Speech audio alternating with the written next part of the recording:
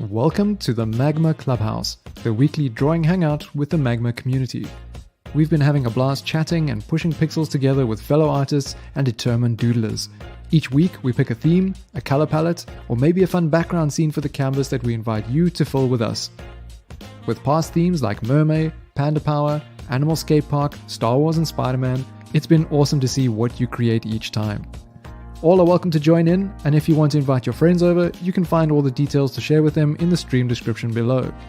We'll be getting started shortly, so top up your coffee mug and grab your drawing tablet. While you wait, be sure to subscribe so that you can be notified about future hangouts, including the Magma Classroom sessions.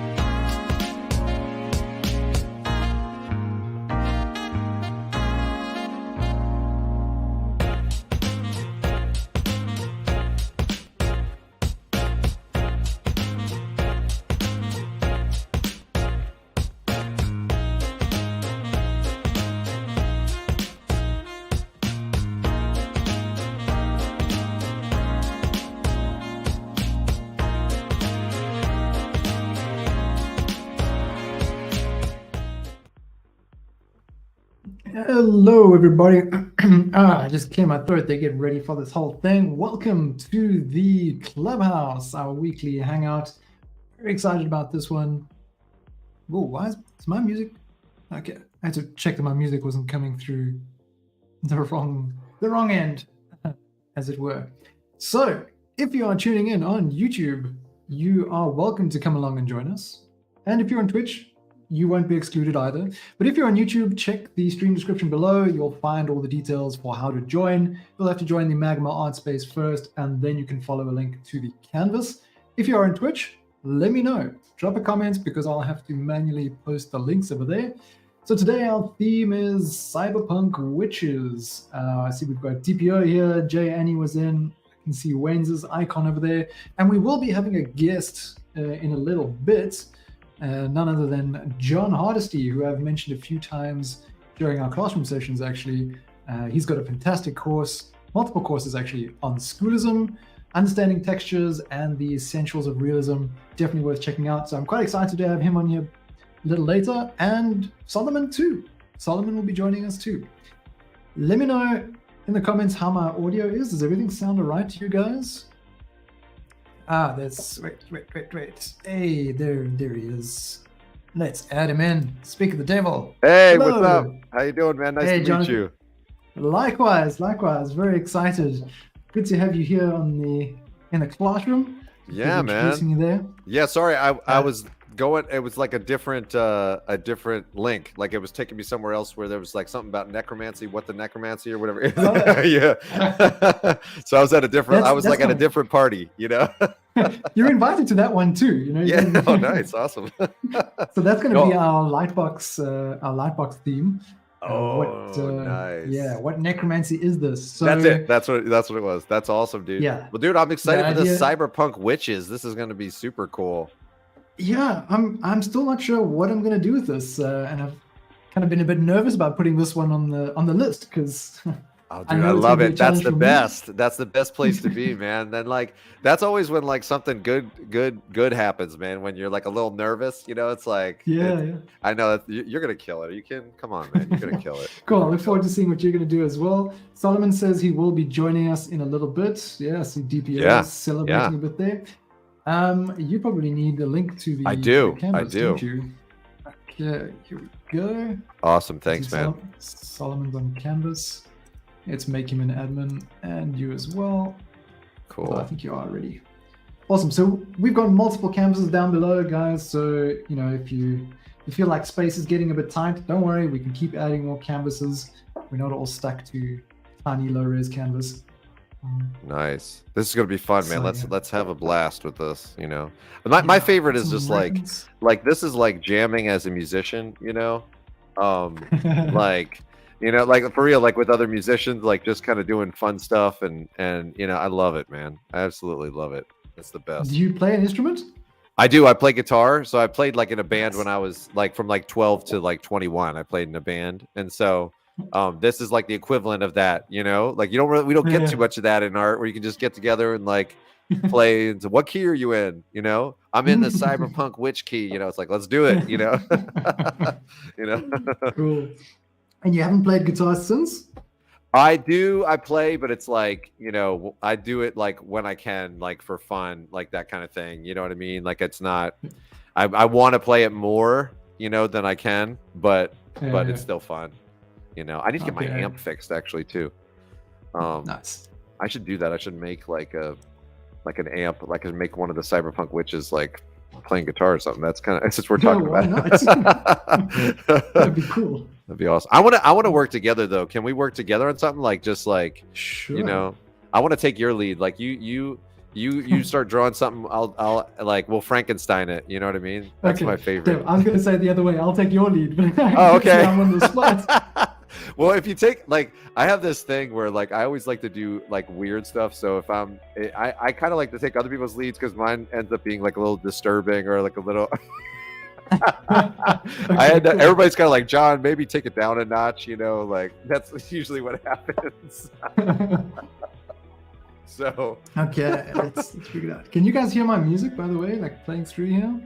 Or is it a bit too soft, maybe? You guys can let me know in the comments before I get to that. I think it's fine. Okay. Let me just get my reference here. I started noodling around on something. Maybe I can work with this. Oh yeah, that's good. Yeah, let's do that. Cool. Oh, let's change to a black thing here. This is probably going to be way too big for the space.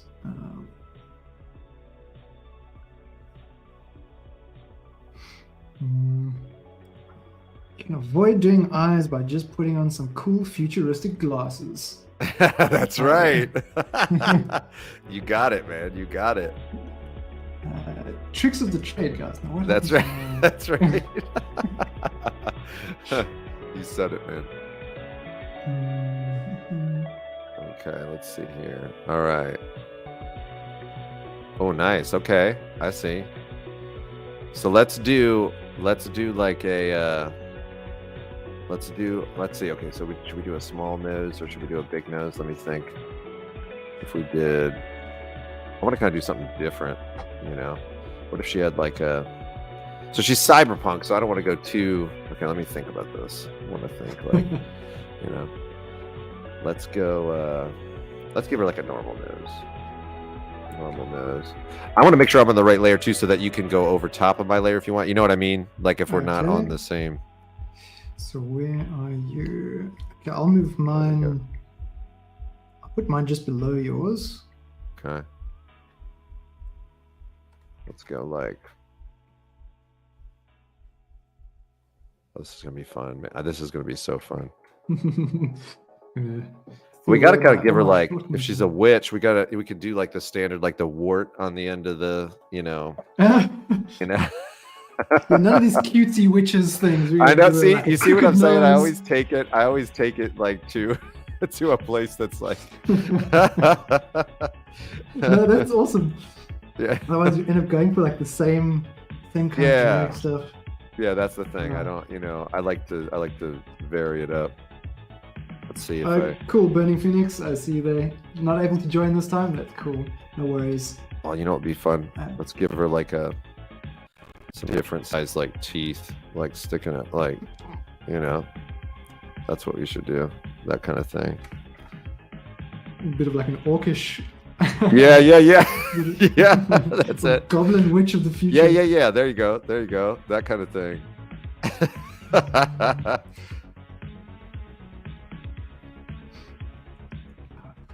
Oh, this is cool. I like what you're doing, man. It's cool. Didn't want to have like the wide brim hat just resting flat on the head. I kind of wanted to float a bit. Yeah, I like it.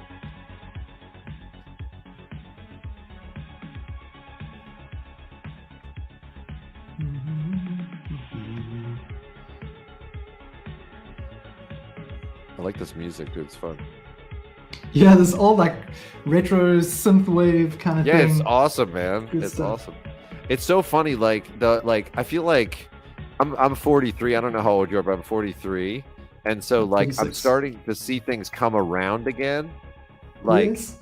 like I wore Doc Martens back when I played in that rock band. I looked like a Pearl Jam kind of, you know, type of guy or whatever, you know, and like that sort of era, you know, like the rock and like the grunge era is kind of what I looked like. And so I had Doc Martens back then, and I actually was like, I'm gonna get some Doc Martens again, you know, like, and I got the same, like I had these like dark blue, like the boots, right? So I got them, and some kid was like, hey, that's cool, I like your Doc Martens. And I was like, you know Doc Martens? And they were like, yeah. And I was like, okay. I was like, it's coming back around. I was like, it only took like 20 some years, you know. John fitting in with the young crowd again. I know, right? I know.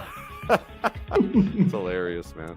Because we fight so hard to stay relevant and like keep our that's cool. like, I'm like the dude. I am like, I have no hope. I wasn't relevant even at the time. I was like behind then. So like, there's no hope of me being relevant now, you know. You know, so. Oh, that's funny. That's funny, man. Oh. Let's see here. I want to look up some reference. You just have like some cooler ideas for different things that could, you know, even just like scrolling through them, like, okay, that's a cool idea. That's a cool idea. And kind of just, that's kind of cool. We could have. Oh, go ahead. What were you going to say? I was going to say, for those who are watching or joining, we do also have some reference, just some ideas. If you're not sure kind of what to go for, hopefully this will get you started. We've got a canvas with some reference on that can just get the ideas flowing, and then you can build on that. Awesome. So yeah, I always try to put like a little board of reference together for the stream. That's great. Because we have such a varied bunch of users at different levels, so sometimes come in like really not sure what to do. So that's just a little aid. Yeah, that's great. Drawing from reference and drawing from life is like the fuel tank for your imagination. You got to do that first, you know. Oh, it's been so long since I've done any real like life drawing, figure drawing. I know, it gets harder, right? Yeah, I just when I was drawing today, I'm like, oh, I haven't drawn like a human figure in so long. Even trying to do a stylized one, like, looks awful. But I just came across a group, like a life drawing group here in Tbilisi in Georgia, where I'm at the moment. Oh, and I only discovered it now, like a week and a half before I leave to go back to South Africa. I probably won't be back here for another 6 months. I'm like, oh man, just when I'm thinking I need this. Right, now right. I'm out of here. I thought that too, because I was talking to somebody about a painting I did. I did this really big painting of my wife. It was like an 8-foot painting, and she's like got this flowing fabric and stuff like that. And I was like, man, I did that from life, and I was like, I haven't done a big paint or like a painting like that of her like from life for a while. I thought the same thing. I was like, man, I need to do that again. I was like, that was fun. It might not have been fun for her, but you know. But my wife was saying, yeah, you can practice with me as well. You can just paint me. So I was like, how are we going to keep you still for that long? Like, what are you? I know. She's like, she says I'm so rough on her. Like, I'm not rough on other models, but I'm rough. I'm like, well, that's because I know you understand the plate. I got to keep you in the same spot, you know? So. Oh, that's funny. So are you working, do you have quite like a balanced, how do you phrase like a work day or whatever? No, I was thinking more in terms of doing digital versus traditional. Like, are you balancing doing both? Or I do that, but I do that. I do balance both a little bit, but I do less of the digital side, or I'm sorry, the traditional side now, because I started moving away from gallery work because it's a little bit of a grind. Like, it's a little bit of a grind. So like I'm doing more illustration now. So, and like even like it's weird because like the last job I did was like actually like I did it like VR and Quill. So like it's so it's different, like different stuff every time. It's kind of like, You know, I don't know, like it's definitely shifting more digital, I think, but I always try to find a way to get back into. I actually was just talking to somebody about starting a group of people to do some gouache, like landscape painting and stuff like that. I wanted to do that, get back into that, because that would be, you know, that'd be a, you know, I want to get back into that. It'd be really fun to do that, and just doing like quick thumbnails and stuff like that. I think that'd be super fun. But you know, I used to do that a lot. I used to get out and do that a lot. But this is looking not like a woman. This is looking like it's like a goblin sort of. Let me go in a different direction. Let's go a different direction. It's pretty cool. It is cool though. It is cool. Let's do. What if we did? Let me do this, and then maybe I could do like a mask or something, like a gas mask or something. That'd be kind of cool. It's a little cyberpunk-y, right? Yeah, let's do definitely. That. Yeah, I know it's like that. There's nothing that can duplicate oils. I don't think there's nothing that can duplicate oils. Like it's just that, you know, it doesn't feel the same. You know, digital is great. It's really good, but it just doesn't feel the same as oils. I don't know. Yeah, I haven't worked with oil since varsity. And I wasn't you gotta try it again. But I do want to give it a try again. Yeah, you got to do it, man. You got to do it. Like, give it a shot and see what you think. Like it actually, it's like, what's really funny is like if I work on my iPad for a long time and then I'm like working on a painting, like I'll like be like, oh, I can't double tap it, like, you know, to undo, you know. For real, like I forget that I like start to do it. Like sometimes I'll be drawing if I've worked on my iPad for a while. I'll be drawing and I'll like double tap the paper and I'm like, oh, that's pathetic. I'm like, that's pathetic when I do that. Yeah, I'm not gonna lie, it's happened to me a few times too. Yeah. Yeah, there's no editor I do in real life. That's a burning feet. That's right. Exactly. Yep, you've had that too. That's funny. Yeah. That's funny. Yeah, it's probably a common thing. You just it's like subconscious, you know? Yeah, it does. It's you barely even think about the action. Just sort of having that convenient little motion changing so much. There's this one guy that I follow on YouTube, Wes Gardner, and he describes it as the gauntlet for digital painting. It's all about trying to make your digital painting look more like traditional. Okay. Kind of thinking like you're working on a canvas where you don't have the undo actions. You work on one layer, and it was no. I do that quite a bit. I do that quite a bit where I work on one layer and I don't have that. I'm like kind of used to from doing that. Like, and I don't undo that much because I just kind of paint over it. Like that I'm used to too in oils, like a lot. Like just kind of, you know, just. I don't really paint over too much stuff. Like I just kind of, I don't really undo, like I scrape off a lot of stuff. I just kind of keep going. And so I'm kind of used to that side of it. And I work on one layer, but it causes problems sometimes. Cause like when somebody wants to change to something, if I work on one layer, I'm like, oh, sorry. You know, I gotta spend forever changing it, you know? So there's downsides too, but. How are you with your layer management in general? When you do use multiple layers, are they pretty good about naming them and keeping them well organized? It depends what I'm doing. And like, I would say just in life, I'm probably not super organized, you know, so that just finds its way into that. But you know, it depends on what it is. Like, so like when we just did this project in Quill, like we had to keep track of it. So like I kind of spearheaded the whole project to have like, you know, we had like super organization for how we were doing everything, because otherwise it would have been a big mess. So I knew that if it was going to be a big mess, but when it's like I start out usually like keeping my layers pretty good, and then inevitably like something gets on the wrong layer somehow, and I'm like, I don't understand even how that happened. Like, how did I have that one piece, and then, you know, so then to go back and like take that and put it on another layer, it's like, you know, I'm like, I don't feel like it, you know, so then it just evolves, you know. And that's like a similar thing with like if you get a new hard drive or you get a new laptop or something, like, no, this time I'm going to keep all my files well organized. Yep. It doesn't take long before you just throw that whole idea out the window and you end up with a bunch of untitled folders on your desktop. Yeah, totally, dude. Totally, 100%. 100%. Yeah, that's for sure. Like that's what I know, but I mean well. I tell my wife that too when things are disorganized. I mean well. Really trying, you know. It's pretty funny. That's like a typical artist thing, I think. Is like you know, pretty typical. But dang, look at that. Collaborating already. Oh yeah, man. I was like, that's what I was saying. I said, let's Frankenstein it. Like I like to do that from the beginning. You know? I love it. Yeah. I love it. That's great. That's good to see. Not Magma, many people man. are willing to take that plunge, you know. That's Magma, man. That's the beauty of Magma, right? Like, you know, just dive right in. And I know but I think I catch some people off guard sometimes because I'm just like, they're like, oh, like they, you know, I'm like, because it's like when I teach students sometimes and I go and paint on their canvas, it's disconcerting for them at first because they're not used to people coming up and just drawing over their stuff. And I'm like, oh, I'm like, sorry, you know, because I just kind of, that's sort of the way that I think. And so I that's kind of what I did. I jumped in. I was like, come on, man, let's just do it on the same, you know, sorry. I probably am.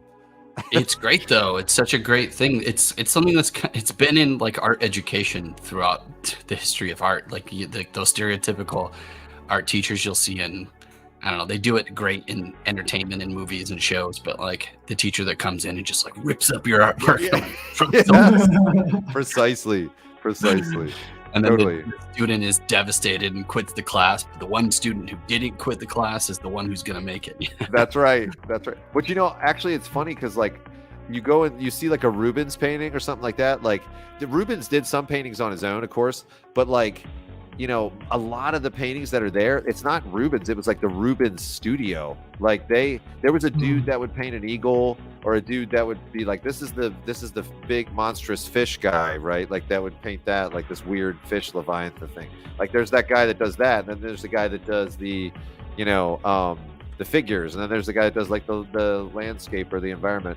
And so it's really funny because it's like, you know, everybody attributes it to you know, Rubens, and it's true, like, you know, he had something to do with it, but there were a lot of other people working on the same canvas, so that was like a really common thing because they were like trying to make money. They were a studio. It was basically like a animation studio or something like that, like same thing where everybody was leveraging their strengths, but it was, you know, everybody just kind of gives the credit to Rubens, unfortunately. But yeah, yeah, funny. It's that so way. interesting though.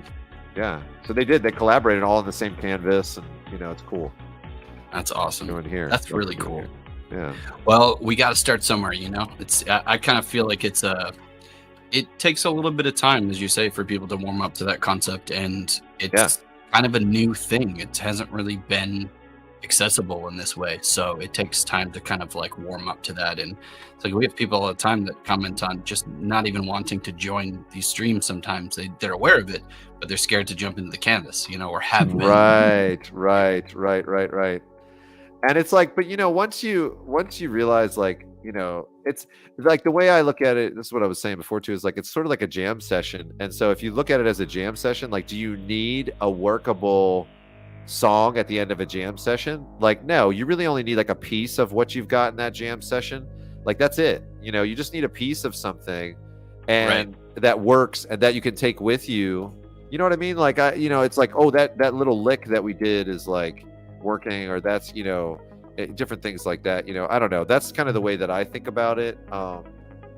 But you know, that's sort of, you know, if I can leave with something that I'm like, oh, that was cool. You know, that was kind of cool. That idea, or that, you know, that's what I like. I don't know. That's how I think about it. I think about it more like a jam session.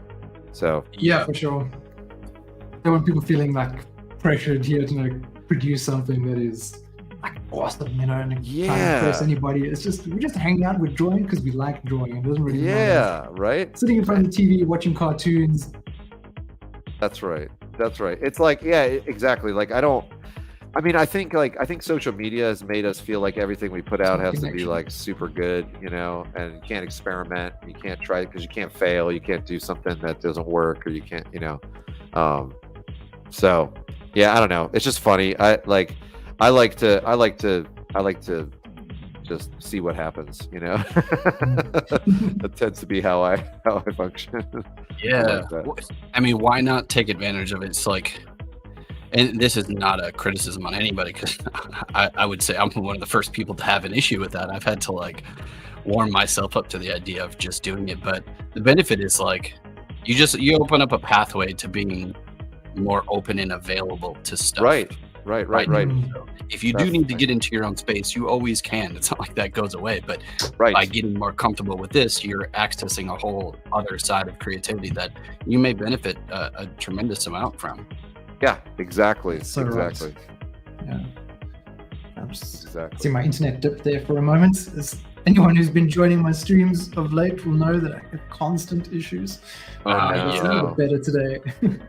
Sorry, man. Yeah, that's cool. No, it's all good. I think it's tossed a coin to the internet gods. I know, right? It's amazing how much like we need it. We need it so bad these days. Like if it goes down, it's like, and it doesn't matter how much of a miracle it is that I can like talk to people across the world and do things like that. The second it goes down, I'm like, this is unacceptable. I'm like, this should be on perpetually, you know? Yeah. I feel that way. Like, you know, it's not fair, but I just, when it goes down, I'm like, where's the internet? You know, like, it's funny. Yeah, it's crazy, man. It's really nuts. Like when you lose it, you're like, whoa. You realize you're like, dang, you know, like can't contact my family. Can't do, I can do it by phone maybe, but like that, you know, it's like, that's it. You know, it's really funny. My job can't do this or whatever. It's really interesting. Oops, it's way too dark.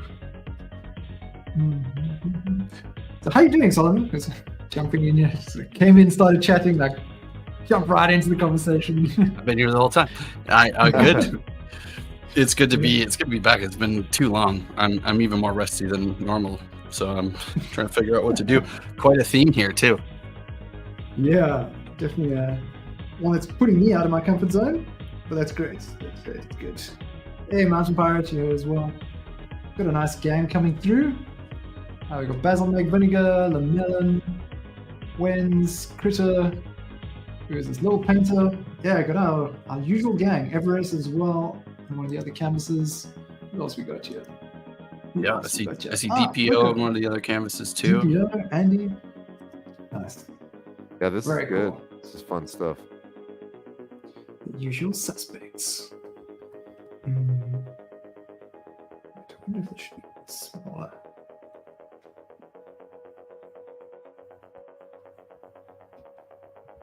Oh, yeah.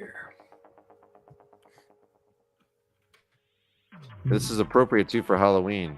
Cyber witches. Yeah. So we did Strange Garden at the beginning of the month. Last week we did Robot Dinosaurs.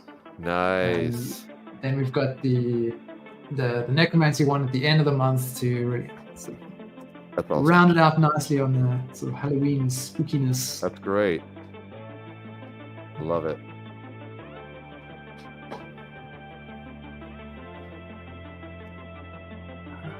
I'm curious to see like my son always picked, I don't know if he's picked yet, but he always picks like a really weird like thing to be for Halloween. Like he always picks like he was the IRS one year. So he wore a suit and he had like blood on his hands, and he had like, it was something really funny, like so then adults would ask him, they're like, what are you? And they were like, he was like on the IRS, and he had like I can't remember if he was carrying like a pound of flesh or had something. It was something like that it wasn't that, but it was something like that he was carrying around with him. It's like people were asking, and then the adults would crack up and they would give him extra candy because he was like, I'm the IRS. He's like, you know, it's a bad day if I show up or something like that. He'd say, or whatever. You know, it's really funny. That's hilarious. Yeah, he's really funny. He shows up as weird stuff. He's like, it's funny. You did something right with that one. Right, I know. He's funny. He's funny. That's great, dude. He's hilarious. Yeah, he's really funny. Yeah, I have to ask him what he's going to be. I can't remember what he said. He said he's had an idea, but I can't remember what it is. But my other daughter, she's going to be a lifeguard, which is funny. You know, like that's weird. That's like out of nowhere. She's going to be a lifeguard. I'm like, okay, sure. Yeah. How old is she now? She's 11. She's turning 12 soon. So yeah, she's 11. Her friend was like dressing up as it or something like that, I think, or something. But yeah, who knows? That may change. Yeah, I know, right? I know. Oh, I know. And I'm like, and then why are you being a lifeguard again? I'm like, that's because I made sure it was like, all good, dad wise. I was like, that ain't happening, you're not gonna go out like dressed like Baywatch or something like that ain't gonna happen, She doesn't want to. Thankfully she's not like that, at least not yet. She's not, because that's gonna make me have a heart attack, but not yet. So that's good. I'll enjoy it while it's not. She is like 11 going on 30 though. Like, just she understands like stuff at a level that I'm like, man, it's so crazy. Like it's just weird. Like, kids don't get it too. Like, as a parent, like, it's just weird to see your kids like it happens in leaps. Like, they're kids, they're tiny, and then you need to like do everything for them, and then all of a sudden it starts happening in leaps and bounds. It's like this bizarre scenario. It's really odd. Yeah, really weird. So kids don't get it, but it just it's tricky as a parent. It happens under your nose, but it happens so fast that it's like, it's tough. Yeah. Really tough. Do you have any kids, Solomon? I didn't know if you had any kids. Yeah, no, I don't. But all my friends who do, it's so funny. They're all saying the same thing. It's like, just like shocked at how much their kids do get. Yeah. How quickly they're picking certain things up that we obviously didn't. Just technology and other stuff. But like, oh my gosh, yeah. It's like a trade-off. They're pros at a bunch of stuff that we are shocked at, but then other things you're like, it's a lot harder to. Well, it's just more challenging to convey other sides of things, like doing like cursive writing. Yeah, exactly. Right. Or something like that. They don't. Right. Well, what's funny, Solomon, is like, I got this. Do you know what like a 280Z is? Do you know that card? Do you know what I'm talking about? Oh yeah. Yeah, so I got a 280Z when we were in Pennsylvania for real cheap, and I was just going to take it apart and like sell some of the parts. And if I could use certain parts, I ended up being too rusty. I couldn't like rebuild it. So I just was using it as like a fun thing to like take stuff apart and like kind of do that. So I got it, and I ended up making a lot of money on it because you sell the parts for real cheap, you can take off the parts obviously for free, and then you can sell them for each individual part, and you can make a little bit of money on it. And but I was having fun doing it. So anyways, the kids were like, "Can I sit in the car?" And I was like, "Yeah, you can sit in the car." I was like, "Go for it." And so they go sit in the car. They're like, "What's this?" And I was like, "It's the door." And they were like, what? What? No, this. And I was like, "It's the door." I was like, "What are you talking about?" I was like, "It's the door." And they're like, no, this. And I said, "Oh, the window crank?" And they were like, "What does it do?" And I said, "Turn it." I said, "Turn it like, clockwise or whatever."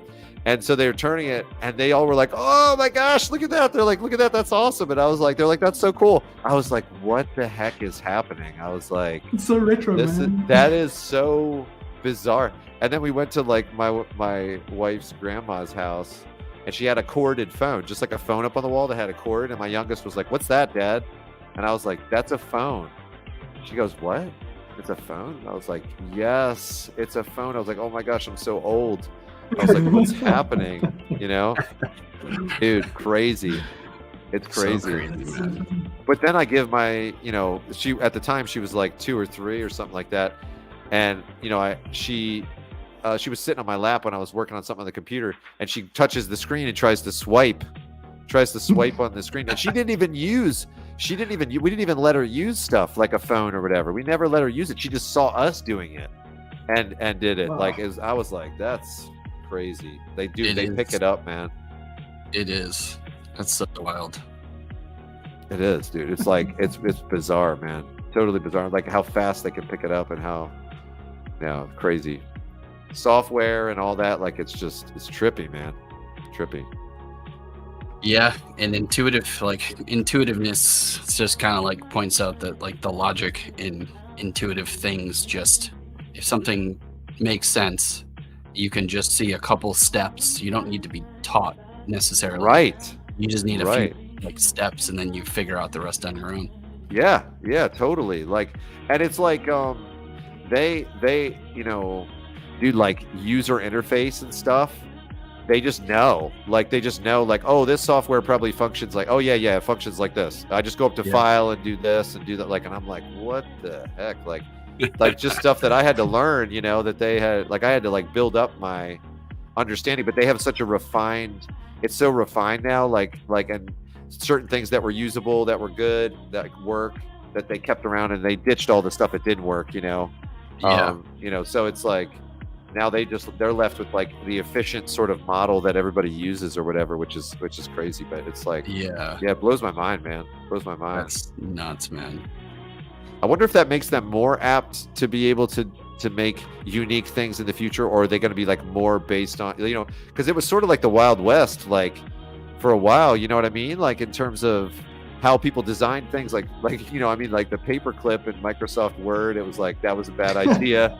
You know what I mean? Like there's like a bunch of things that have been done that they're like, yeah, we probably shouldn't do that again, you know. And so like it's interesting. I wonder if they'll sort of settle in. If, like, will people start creating more you know, unique things, or are they going to be more settled in like to what's already been done? I don't know. Interesting. It is. I could talk for like a year on that subject alone. Right.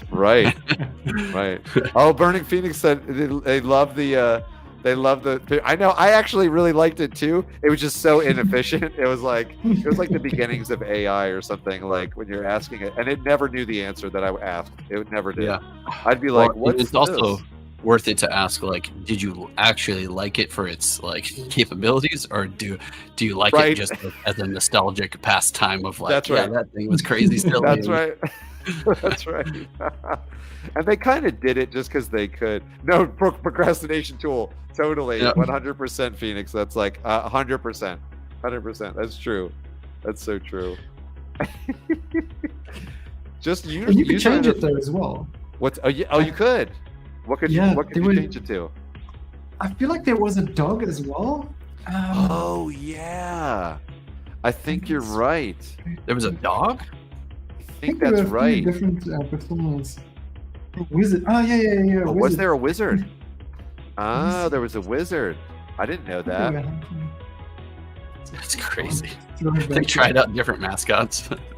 I didn't know there was different mascots. I probably would have wasted even more time if I would have known that. Like, you know, I would have.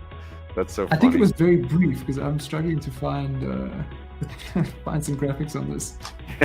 Yeah. You know, I don't like. I actually, I'm gonna find that paperclip, I'm gonna make it a tattoo on this girl. Let's find it. Let me do it. Microsoft Word. I'm gonna add it as a tattoo on her. It was Clippy. Clippy, yes. And it was F1. It was a little robot. Okay. Rocky was the dog. Lynx was a cat. There was Merlin. Oh, so there was a wizard. There's Merlin. Nice. Yeah. That's awesome. It's quite a throwback. That's awesome. Dude, I remember like just in everything, like kids have no idea like how good they have it. I remember like Diablo 1 coming out and us being like, hey, we were in college and we were like, let's play that together, right? So it was like, how do we connect to each other? It was like, what's IPX? And it was like IPX, and it was like we had to like manually put in, I had to figure out back then, like, okay, how does networking work? Because we have to manually put in everyone's IP address, but it wasn't their, you know, it was their IP address, but it was like we didn't kind of understand how it worked, and then we would like get it working, and it would crash, and it would almost, you know, it was all these, it's like all these things just to try to get it to you know, to play it. It was like, it's so funny to me. Like nowadays, they're just like, I'm like, you don't even know, like, you just log on to your PlayStation or whatever, and you're like, oh, I'll play with my friends, and you don't get it. I'm like, you don't get what we had to do, you know. That's just like the statement of every generation is right.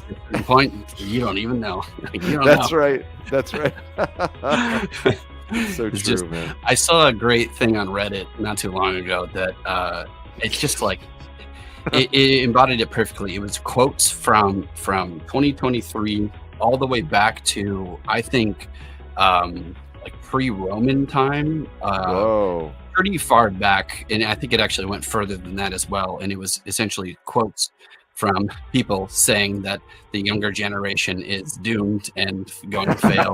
And that's so funny. And that's it put awesome. it in such a context that I was like, it's so important to remember that, because it's so easy. I catch myself all the time. I hate even talking about this out loud because it signifies that I'm getting older.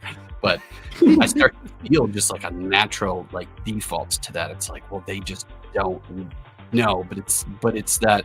It's almost like to remember that just like your kids pick up new things that took you, probably up until your current status in life to figure out, that they're picking up so quickly. They learn things just autonomously in their own way that you don't have to teach them. And there's other things that, of course, that they don't necessarily see the same way that you do, but they're just picking up from where we left off, like they're the next group and they see stuff that we can't necessarily see outside of it. So it's like, it's important to listen to kids and young people and to not discredit them. And in the same way that it is for young people to not discredit their elders. I think that's one thing that, I feel like we've gotten better at in society, is like taking care of our elders, but also respecting our elders is not necessarily like there's a lot of criticism nowadays because it's like, well, you guys messed things up for us. Right. It's true. It's like the only generation that kind of gets respect is like the World War II generation, like everybody. But they're starting to.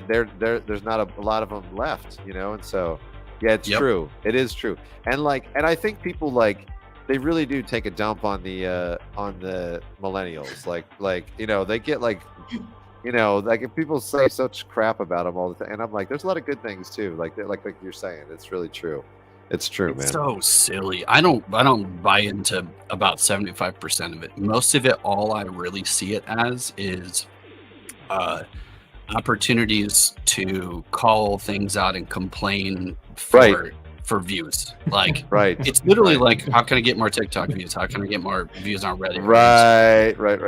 Say something controversial and something that pisses a lot of people off, and gives you justification to say so, because you're and I don't think that person actually really believes that. If you were to confront them on it, it would probably be a different story. So it's like, that's right. It's just people talking. It's just people. That's right. It's funny too, because it's like it is a different generation now, like online, where like you had to risk like saying something to somebody's face before, and now you can have anonymity, and you can it's fascinating. That part is very fascinating, I think. It is definitely. It definitely changes things. I've had people that have like shredded my work online, and then I've met them in person and just been like, hey, so tell me, so you were talking about that, like, can you expound, like, can you help me out a little bit more, like expound on what you're talking about, and they've been like, and they won't, like, they totally like wilt in person, and I'm like, okay, all right. Yeah, it's funny. It's just the confirmation bias thing. You can easily believe in something, and you could like be totally rational and practical in your mind as to how you think about it, but then if you actually don't accept any other outside opinions and don't consider that against your own argument, and then adjust or defend, it's like, it's hard to do that in your own head, so like when you get confronted, you're like, at least if you're that person in that situation, it's hard because you didn't fact check it against other people. It requires like a group of people to help develop ideas. It's rare that like one person can think of all angles, and all things and everything. That's right. 100%. Yeah, 100% for sure. And I think also, what were you going to say, Ryan? Go ahead. That's like the unexpected response of someone, like now in this case of someone shredding your work, and you actually approach them like, oh, can you like give me a bit more information, like make it a bit clearer for me, because I actually want to benefit from what you said. Yeah. Oh, it's yeah. Like, it's not what the original intention was at all. Right. I know. Right. I know. I know. Well, because I look at it as free advice. I had one guy that like told me once, like he was like, just tearing into stuff, and I said, well, this isn't true, what you're saying here, and what you're saying here is not true, and this and this. I said, but actually, I said, what you're saying about this, I said, I've actually been thinking about that. I said, that's actually kind of true, I think. I said, you know, and he didn't know what to say, because I was like, because I said, you know, I don't agree with everything you're saying. I said, but this is actually really true. I said, I've been thinking about that myself, and you know, that kind of thing. So anyways, it was just funny. Like, it was funny. His response, he didn't know what to say. He was just like, okay, like, because for me, it's like free advice. I think it's like free advice. It's like, if somebody's gonna, because you know, everybody that you know always says like, oh, it looks great. You know, it looks great. Like, good job. Like, it looks great. And I'm like, I don't want that. Like, I want you to tell me like something that's, you know, like more helpful. Well, for sure. Absolutely. Yeah. And if honestly, it's that's such a great point. And art's a great way to exercise it, but it's kind of like something that's necessary in every aspect of life.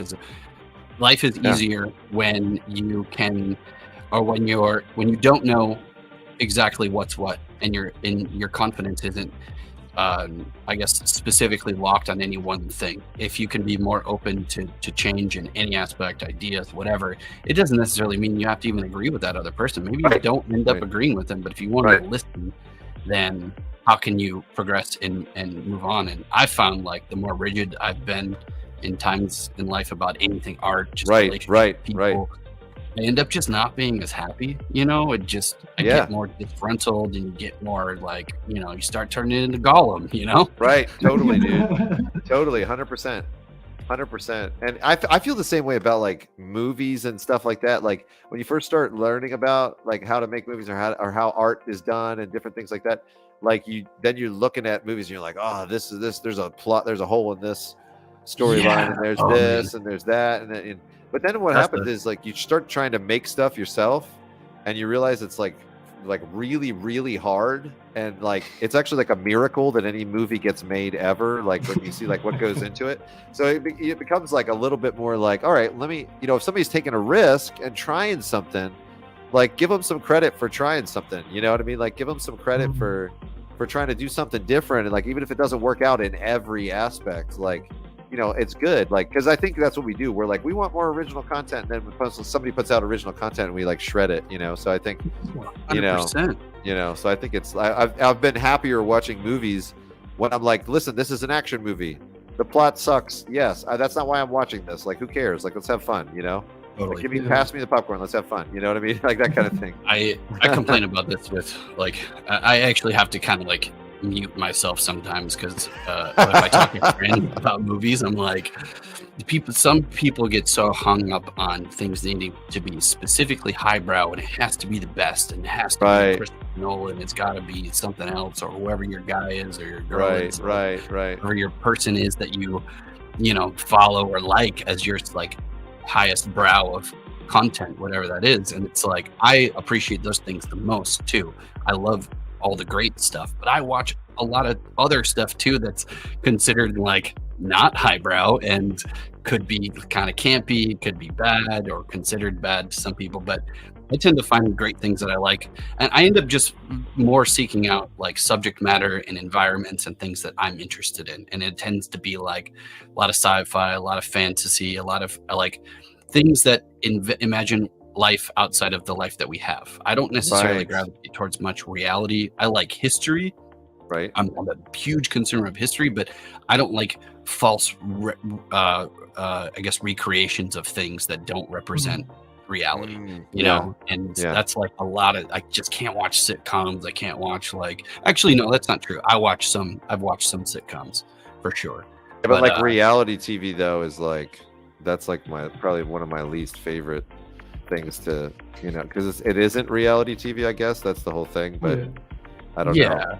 The problem is, well, I guess the things that I tend not to like about that stuff, it's like, I don't want like if I'm going to look at reality, I'd rather look at the existing reality that it is, so we can learn how to grow and evolve, not right dramatize it to like make it into a thing that consumes your time and attention. But for those people that do watch that stuff, like, I get it. Like, I do that with like, you know, that for me, that's like Marvel movies. I watch Marvel movies all the time in the background, and I know that they're not necessarily the most like high quality storytelling and all these other things, but I think they've achieved a great level of success in interweaving different characters' stories in films under the guidelines of the film business. Like, it could totally be done better, but that's how the business works, and they're doing the best they can, and they're bringing a pretty good product, I think. And it's fun to just like some people watch Friends before they go to bed, or like New Girl or Seinfeld, or like things that they're comfortable with, that they've seen a million times. For me, that's Marvel movies. I just always have them on.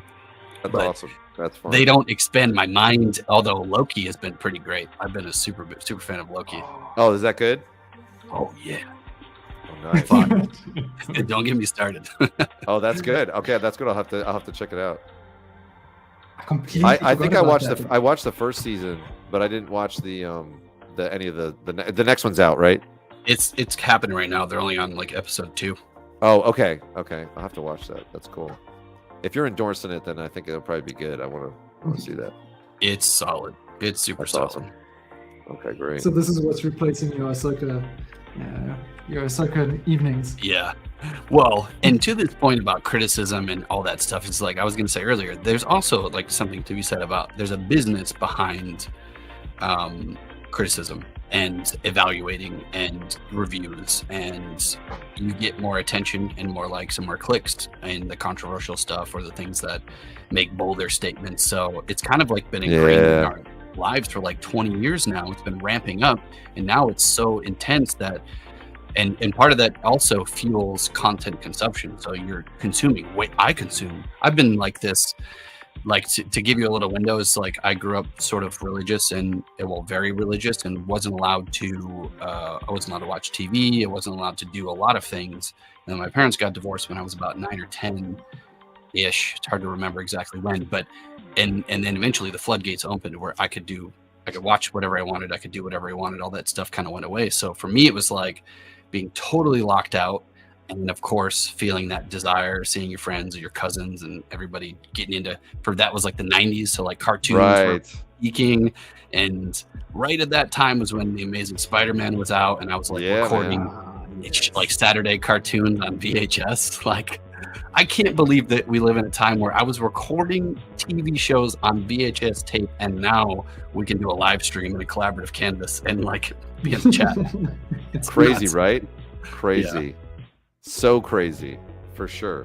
Yeah, but the point on consuming a lot of content, it does water down the content itself. You kind of need to digest. I feel like the next generation, like your kids, probably are great at this. They can consume more stuff. Their tolerance for it is higher. I've built up that tolerance since I was 10 years old. I always have something on in the background while I'm making art, and it was like those days was like when Harry Potter came out, Lord of the Rings, always Star Wars.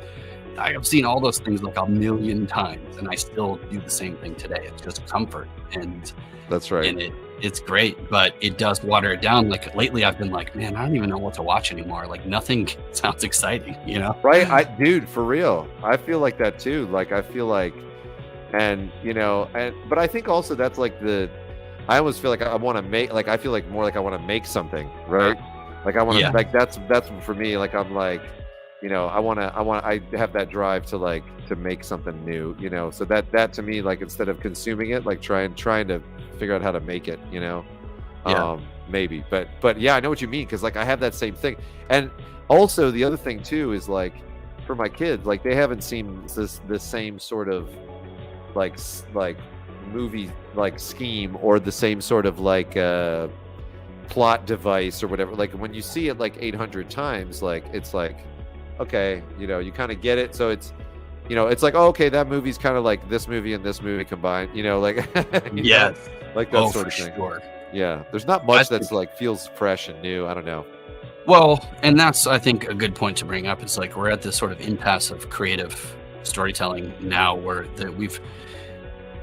I feel like I've probably talked about this before here, but I remember the days when, I always hated cable. Actually, take that back. I loved cable, but I remember when Netflix came out, it offered like a new window into a world where you could actually get stuff in a different way. Right. I obsessively consumed AMC Network, which back in the day was like they played all classic movies.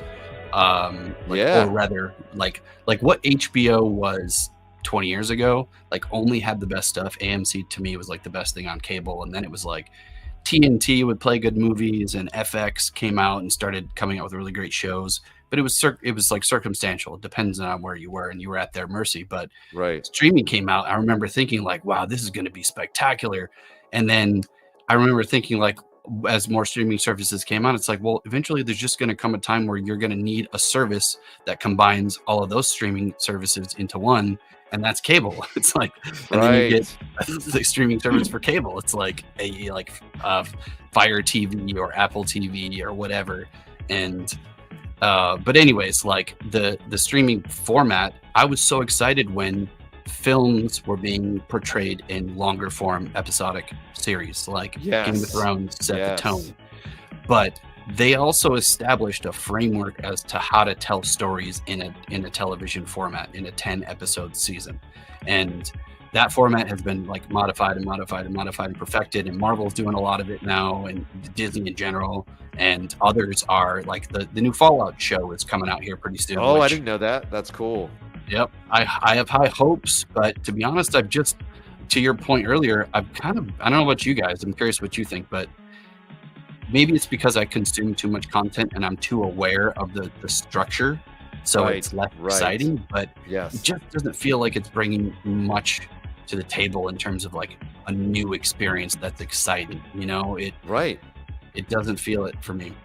Yeah, totally. That's why I really liked the new Turtles movie, because like the way they did animation like looked so, like, you know, like the story format and stuff like that is pretty you know, familiar, but the way they did the animation, same thing with the Spider-Verse stuff, like, you know, all of that, like, you know, that's so cool, like that like brings a whole new sort of aesthetic and stuff like that to it. And I don't know, it looked like this Turtles movie, the new one, looked like it fit the subject matter, because it was like teenagers. They said it was like teenagers scribbling in their notebooks at school. Like that was what they took for inspiration, you know. And I was like, I love that, you know, I love that, like so fun, like. And so some people actually thought it looked grotesque but I was like, good. I was like, something is like artistically like is divisive. I was like, this is great. I was like, you know, some people hate it, some people love it. I was like, it's about time. I love the 70s for that reason. Like if you look at the bands and the clothes and the like cars and everything from the 70s, it was like wild, man. Like you could have some band, I mean, think about it, like you have like Queen, which like think about that band like getting signed by a record company now, like it would never happen. Like that would never happen. They would never get signed, and they would be like, the front man isn't good looking enough, nobody's gonna like him, you know, and like, you know, they would say all sorts of things, and they'd be like, you can't have an 8-minute song with like choirs and like you know, you can't like, they would say all this crap to them, and it's like how about you put it out there and just see if people like it, like how about that, like, you know. And you know, so it's just funny, like I love the 70s for that reason. They were like, and cars weren't being designed to be aerodynamic first and foremost and stuff like that. They were just designed to look cool, and like you know, like, you know, I love it, man. I love it. No, so it's much. true. You're right. I mean, that's a good point. It's that like era is so fun. The status quo has changed. So like when it comes to like at least like the top viewed or listened or watched things, like you gotta fit a certain standard to make it to that level, you know? Yeah, totally. And so like I think it's just the amount of risk that the companies are willing to. Back then the record companies were like, hey, let's just put them out there, and if it sticks, it sticks. If it doesn't, it doesn't, right? And so they were just willing to do that. And now it's like, I think if we could reduce the budget of movies, if that could happen, I think it would actually really, really help things. If we speaking of that, the creator, I still haven't seen it. I've been really excited to see that in theaters, but I heard that the budget for that was only $80 million. It was really low. Interesting. Okay. That bodes well for it, I think. And it looks stunning. It looks really good. Right. See, that's the thing. That's exciting, right? I think that's cool. Like, if you think about Joker, right? That movie Joker, like that movie, that's what they should have been doing. Like DC should have been doing all along. You know, don't try to compete with Marvel, like, and the scope of what Marvel could do. You know what I mean? Like, totally. You know, don't compete with that. Like, tell stories, and like that is a harrowing story of like his descent. You know, the Joker's descent into like, and how he ended up where he was. I was like, this is so masterfully done. It was so good. in so many ways. And I was like, and it was, I think it had like a $30 million budget or something. It was basically Joaquin Phoenix, like he's probably the budget, you know? So, you know, he probably was for real. Like it probably was like the majority of it. So, you know, and there were probably effects in there that we didn't see and things like that. But you know, it's man, I loved that. I was like, this is so good. I mean, it was awful, but it was good too. Like, you know, it was a good awful. Yep. Wouldn't recommend it on like on the story. That's for sure.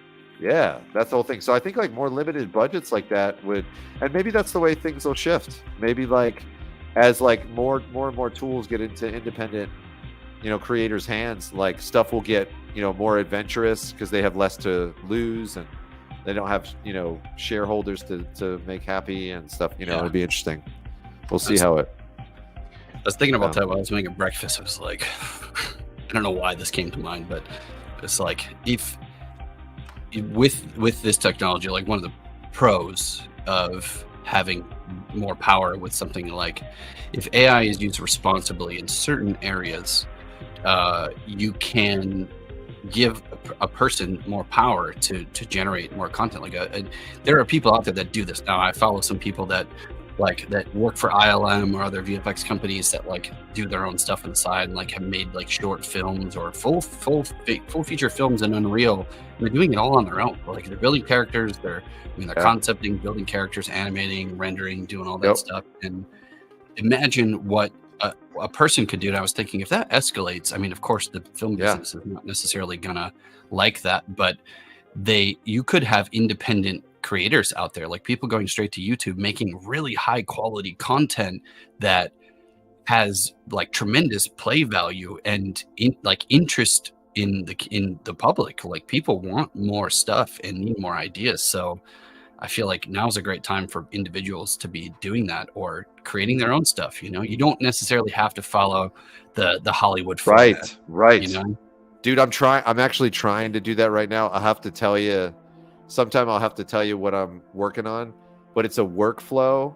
It's like an animation workflow that I'm working out. I'm working out all the aspects of it, but it's Quill to Blender, right? So it's and it's actually like, I'm like, this is really fun and really awesome. And so I'm working. I'll let you know. I don't want to say too much about it just because it's like super initial, but I'll tell you sometime and I'll show you some of the stuff that I've been working on and trying to do.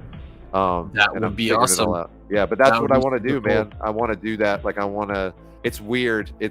I'm weird. I'm like super weird. And so this I'll tell you, it's a group of I can tell you this because this is nobody's gonna nobody's gonna touch it. This is gonna be fine. You know, it's a group of interdimensionary accountants, and it takes place in like an ulterior,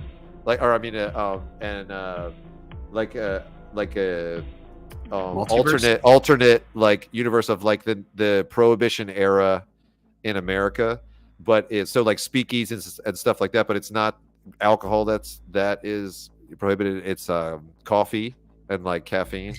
And so anyways, so it's like creatures, like these creatures are there. So these accountants are creatures. And so it's called Besties, but it's like Beasties with the A crossed out, you know?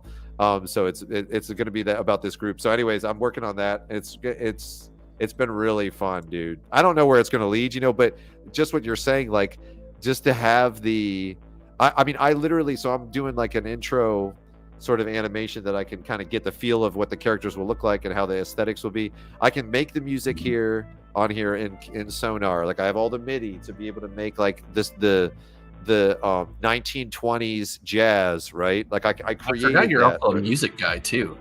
Yeah, I did that for a while. When I was younger. So like, and I've done a little bit of engineering, you know, and sound and stuff like that. So I have that aspect of it. So so I can make the music. I can, you know, get on my iPad and make the characters. Then I can go into Quill and I can do it. Then I can bring it into Blender on my computer and add the, you know, materials and add the lighting. And it's like, this is ridiculous. Like this is, I mean, what we can do is like nowadays is so awesome, man. Like it's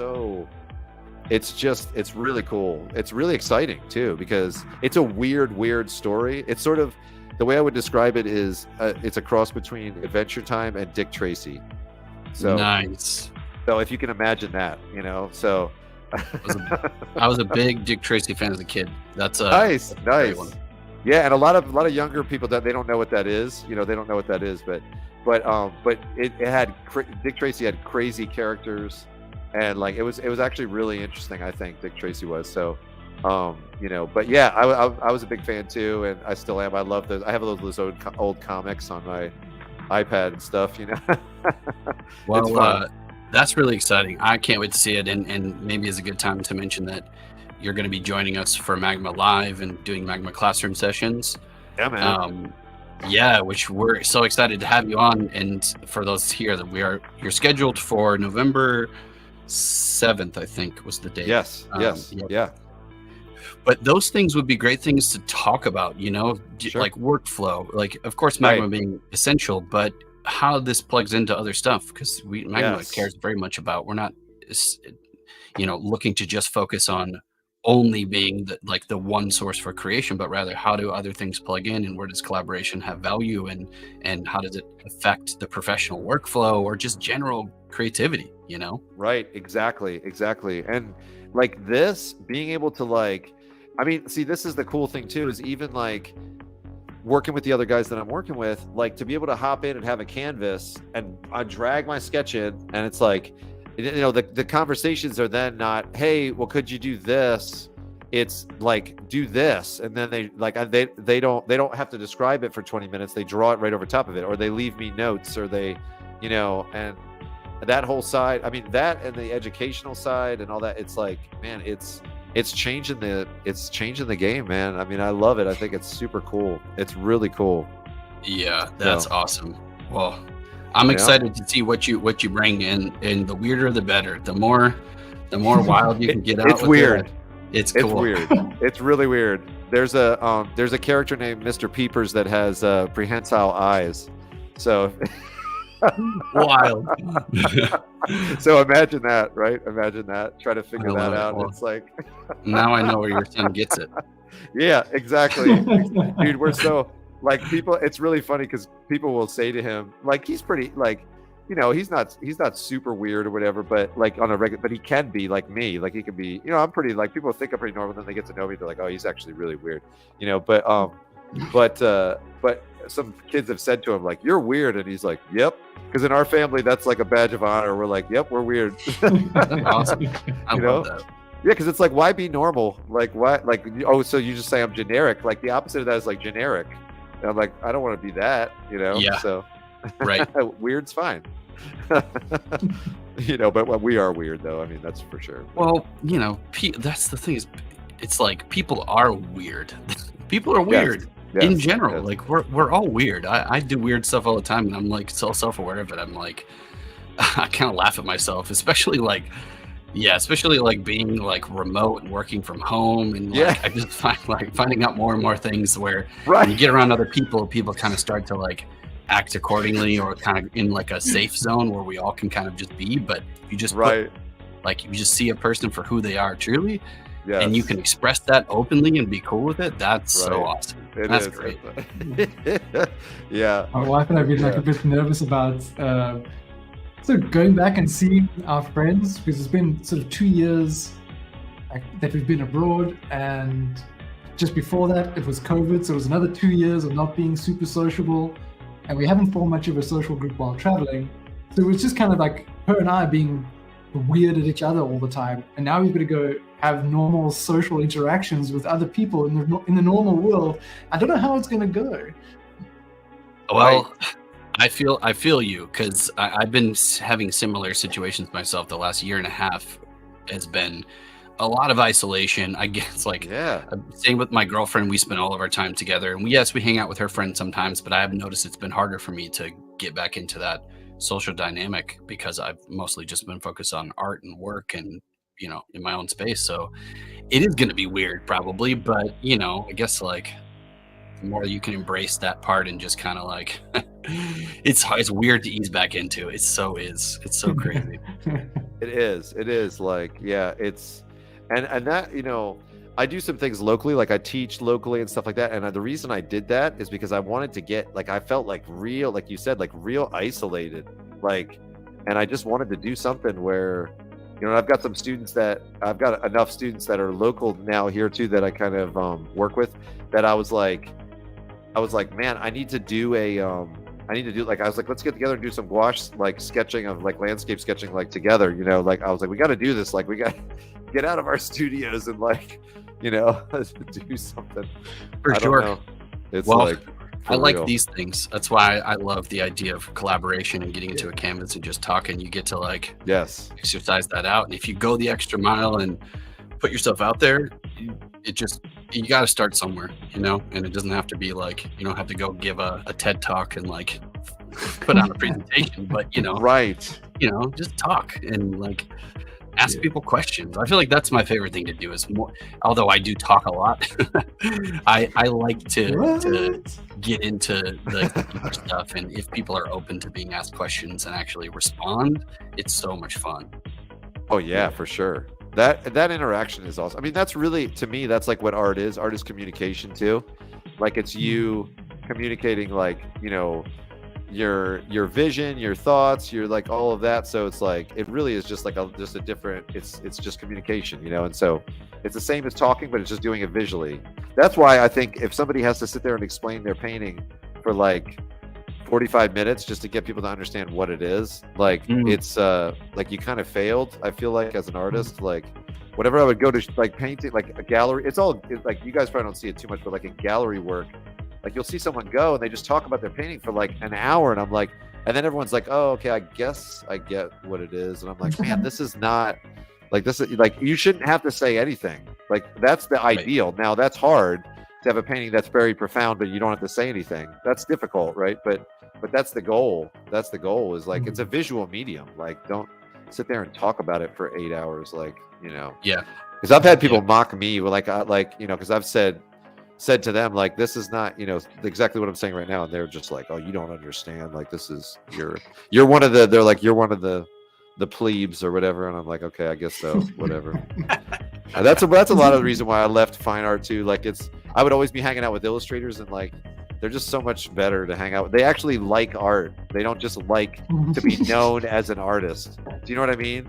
They don't just like the fact that they're making art. Like they actually like art. Like I said, there's a difference. So I don't know. That's I'm going off now. See, I'm heading into the unhappy territory, Solomon. That's what I'm doing right now. Well, and see, there it is.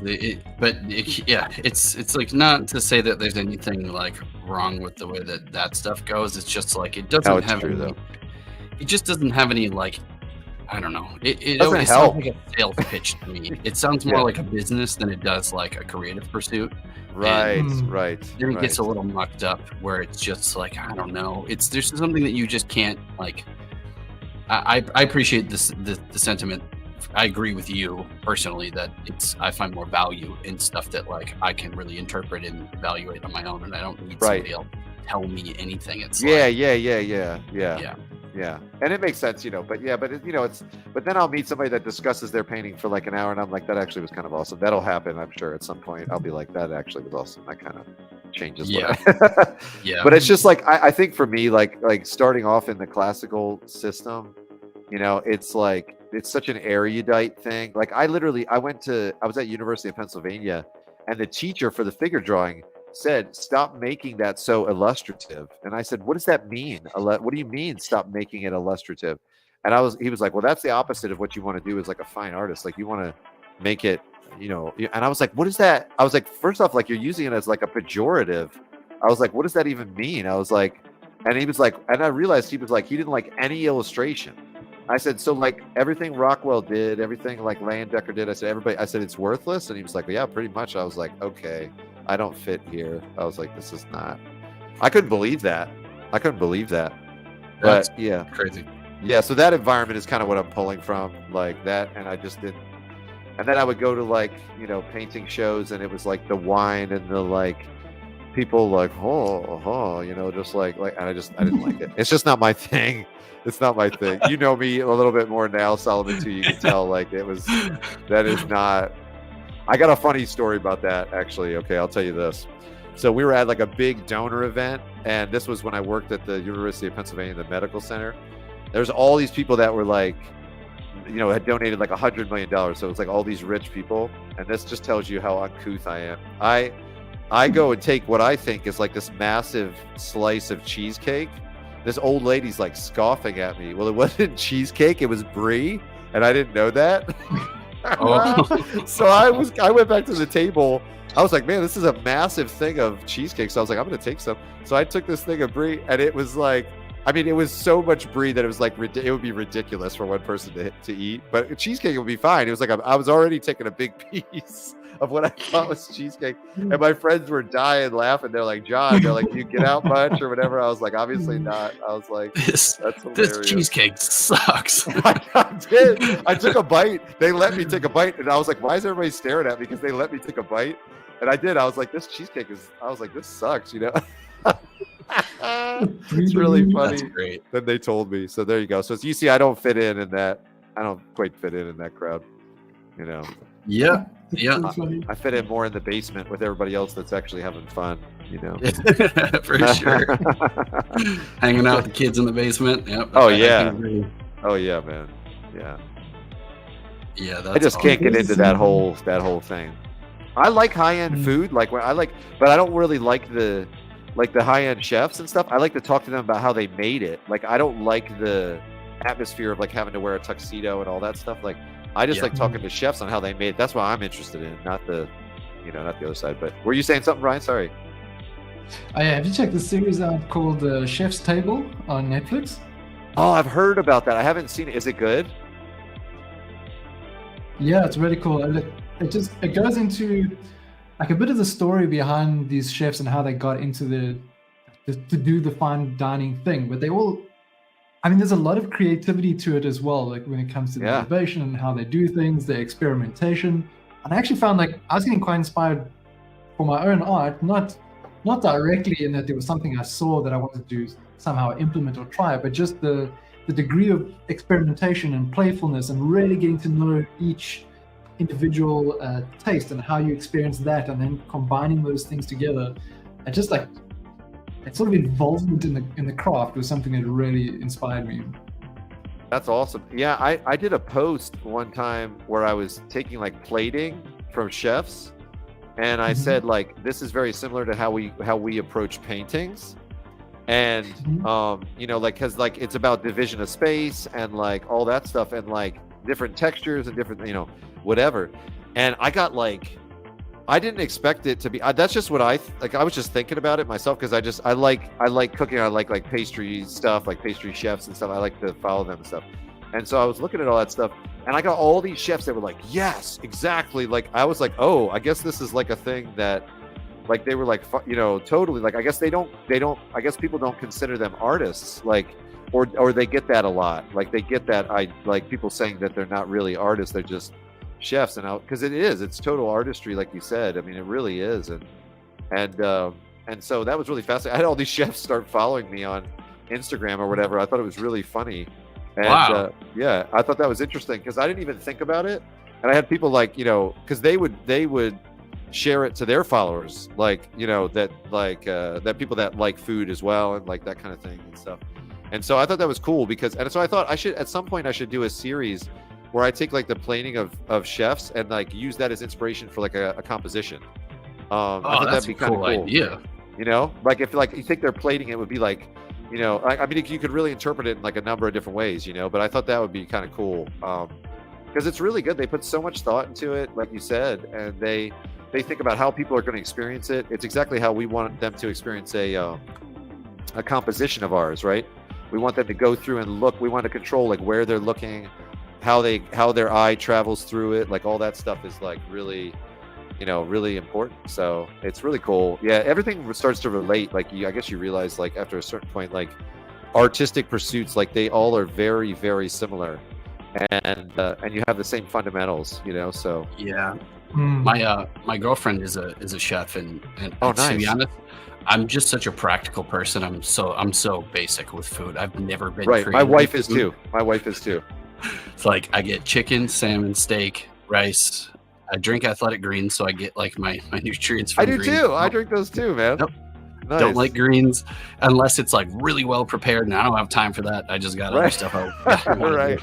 Right. And I've always hated cooking shows. It's specifically the reality, like competitive cooking shows. I'm just like, this is not cooking to me. Like, and where I've like, we found like such great similarities is like once I learned more about how that life is and like the creative side, but also just the, it's just like with artists, sometimes you get to be creative in your own space and you get to really work out a piece or work something out. For her, it's working out like a dish or a menu or whatever. But often you just got to do the work, just like in the art world, you just got to do the work. You got to do the thing that's already there for you, and you got to do it well according to the description. And that's not always fun, but like the cool stuff is like Anthony Bourdain kind of did that first with Parts Unknown. I feel like that kind of it made me appreciate that life and how tremendously hard it is, just like it is for artists and communities. Totally. Cooking is hard work. 100%. Even the high level, they work hard. Yes. And their margins, like for the really like the fancy chefs that people think, oh, they just make a lot of money or whatever. Their margins are like, dude, they're riding the line. Like it's very difficult, like very, very difficult. They have to like, you have to be like, if somebody comes in and like you have to throw away ingredients, like that carrot or that like ingredient might have cost a lot of money, like in the grand scheme, and so it's just like you need people who are like super efficient and like you can't throw away lobster shells, you got to use them for stock, and you got to do like it's all this. There's so many aspects of it too, like then when you have to deal with the customer experience on top of it, it's like that's crazy, man. I don't know how they do it all. It's like a movie set. It's like a movie production is what it is. Right. It's like, I mean, it's insane. Like it's crazy. Yeah. Super cool though. Like I love it. Like, I had my sister-in-law, she went to 11 Madison Park, which is like Daniel Hum is like one of my favorite, he's one of my favorite chefs, I think, of the ones that I know of at least. And he just like is very fundamentally sound, I think, and like his stuff is not pretentious and stuff like that. I like it.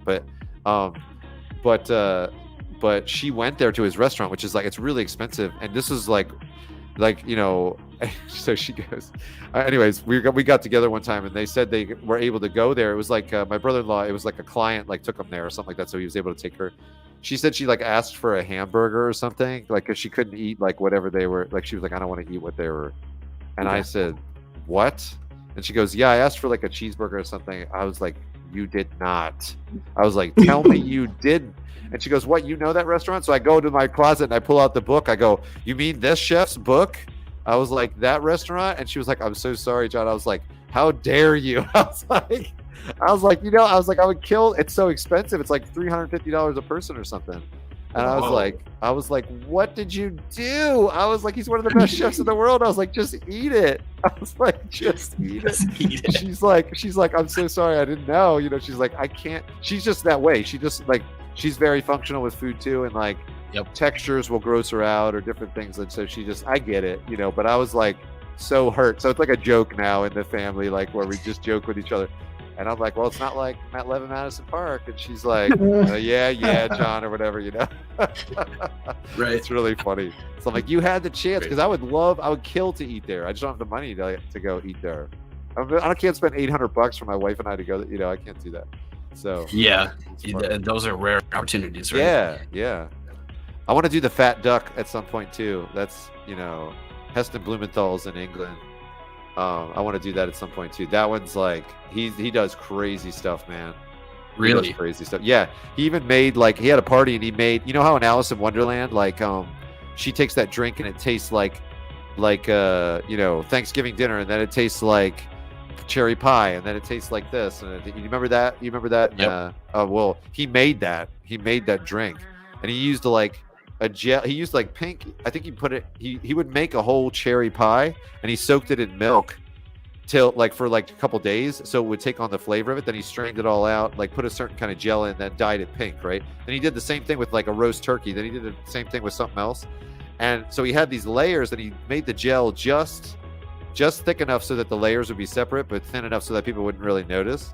So they were taking this drink and it was changing like it was in a little beaker, and they were taking it. They were like, it's changing flavor, and it was like so crazy, man. Like to see him he does stuff like that. Like it's pretty cool. That's amazing. That sounds so cool. It's like chemistry. I mean, dude, he is. He's like a chemist, 100%. He's like a chemist. Like he has a centrifuge. Wow. Yeah. I think he has a dish where he like separates like the juice from peas. Like he blends peas and then separates the juice from the pulp and does like, but then it creates this other little section because of the centrifuge. It's crazy, man. It's crazy. It's this is in London. Yes, I think so. The Fat Duck is, I believe. Yeah. And I think it was like the best restaurant in the world. I think it was like voted as like the best restaurant in the world, like a bunch of times. So, like hands down or whatever. So, I don't know if he like lobbied for that or whatever, but I don't know how it works, but that's what he got voted. I'm not sure how it works. A little politicking. Right. Because I mean, how do you say that? How do you say what's the best in the world? I don't know, but exactly, dude. I living in Austin, Texas. I go to so many, and there's like the food game here is nuts. So many high profile creators and restaurant owners are creating places here. And yes, Texas is like barbecue, and the barbecue is amazing, but there's so many other things like unbelievable restaurants. I'm like, how could you possibly say any one place is the best? I've been to some places that are just like in the middle of nowhere, hole in the walls, that have incredible stuff and like do things well. Dude, the food in Austin is awesome. It's so good. It's so good. I didn't know you were that close. You're only like 4 hours from me then. Oh, are you Illinois? No, I'm in Texas, man. I'm in Frisco. Oh, Frisco. Oh, wow. I don't know why this whole time I was thinking you were in like Chicago area. Yeah, I'm in North Dallas. So nice. I can get to you. Like that's cool. If I'm ever down there, sometimes I'm down there. I'll have to stop by and and come and see you. Definitely do. Like I said, I'm not doing anything, so right. me up. Me neither. I'm just in my studio, right? It's like Yep. I'm just hanging out. Hanging out. My regimen is like, regular work stuff. If I get time in the weekends, the Austin River that goes through downtown, I go paddle boarding a lot with my dog, my girlfriend. Awesome. We go out there together, and we do a lot of. She's been introducing me to she's an Austin local, so she knows being a chef. She knows all the best restaurants, so we go out a lot and eat a lot, and that's cool. So much to explore. That in itself has been so much fun. That's great. That's awesome, for real. Like, I love that. I absolutely love that, because and to have a chef in the family, oh my gosh, would be like, that's like I hope one of my kids become a chef. I'm like, I mean, for their sake, it's rough, it's hard, but I would like, man, if one of them become a chef, I'm like, please, that's glorious. I think that's awesome. It's like having somebody who can like build homes in your family, or like a plumber. Just, to be able to do essential things, like to have somebody who can cook and just whip stuff up. My girlfriend Jessie is like unbelievable at just making stuff out of nothing. My fridge in my cupboard, it's always just like full of, it's just bare. It has very specific things and not many options. Right. But and she's like treating it like chopped, right? She's treating it like chopped, like she's like, I got this. I got these ingredients. Like I can make something out of this, Exactly. That's awesome. That's so great. DPO is asking.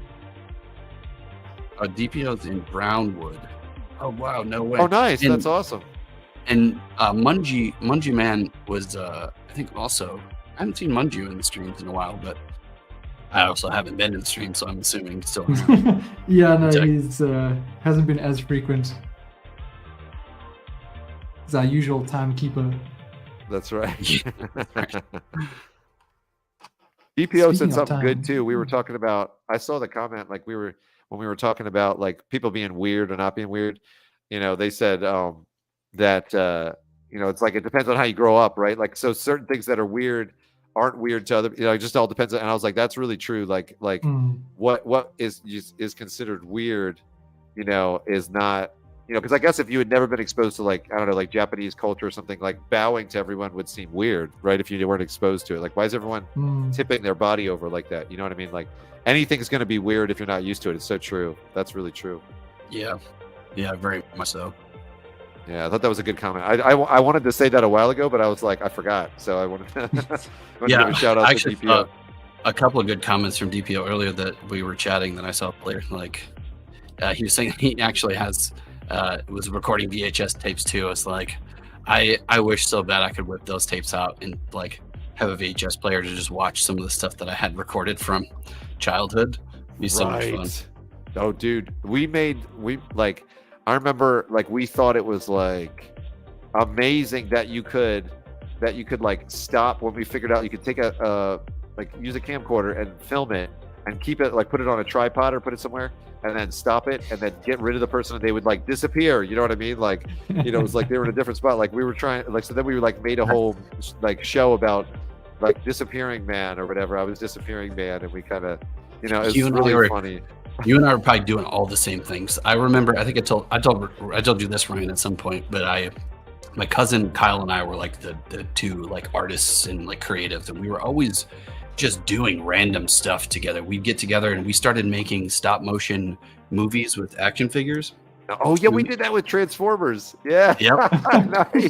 We called it we had a franchise. It was called Joey. The main character was Joey and the movie was called Joey. Yes, I love it. My dad owned a dance club at the time, so I had all these like things around the house, like strobe lights and like equipment. And we would use the strobe light to create a strobing effect, and we would make like the characters disappear, move through time, and like, you know, end up in another place, and same kind of stuff. Dude, that's awesome. That's awesome. Dude, I would have killed for like strobe lights and stuff like that, dude. I would have killed for that. Like I would have been like in heaven, man. We had like the janky, like, you know, poor version of it. We just you know? Yeah, right. You work with what you got, you know. That's right. Yeah, that's cool. Your dad had a dance club, man. That's awesome. Yeah, it was. That's crazy. That was illegally one of my first jobs. Was at the time we owned a miniature golf course that we built a batting cage, and I would run that place by myself in the summers. Dude, that's so awesome. That's so I was awesome. Like 10, 11 when I started, and he would just leave me down there. Like I'd be down there, ride my bike. Like it was like a probably 7 or 8 mile bike ride from home to the park where it is. Yes. I'd have a pouch with like $2,000 in cash in my backpack. And I'd open the place up. I'd fix the batting cage machines if they broke. I'd sweep the greens, do all the stuff. And Child Protective Services was called so many times because they were like, "There's this little." And I'm still not like, I'm not a tall person, but I was much shorter. Like I was a small guy for my age then. And so I looked like I was 4 years younger than I actually was. So it was always a thing. In the dance club, my cousin and I did the coat checks on Friday and Saturday night from like, you know, 11 p.m. to like 3 a.m., 2 a.m., whatever. And that was definitely not legal either. Yeah, but you know what though? Like that kind of builds into a kid, like it builds like a self-reliance. Like you're like, and then you get another job. You're like, I can do this job. Like, you know, I've done like, you know, it's kind of like, that's funny. Well, you're allowed to work at any age if it's for your family, right? Isn't that right? I think that might have been like a loophole, but we never really got checked on it. Like there was no like policing of this stuff, you know? Yeah. I mean, at least never came to that. Yeah. I mean, as long as they're not being like, you know, I think, you know, it's cool when kids can work in the family business. Like, I think that's really, as long as people aren't abusing it, it's great. You know, I think that's awesome. That's really cool. I got paid. I made good money. I was able to like learn how to manage my own money very young and just get into that stuff. Like I learned a tremendous amount of skills just from doing that stuff before I even knew what I wanted to do. It made me more adaptable to other environments for sure. Yeah, I told my son, we like, you know, we had someone cutting our lawn, and I was like, dude, why don't you do this? I was like, why don't you do it? And I said, I'd rather pay you.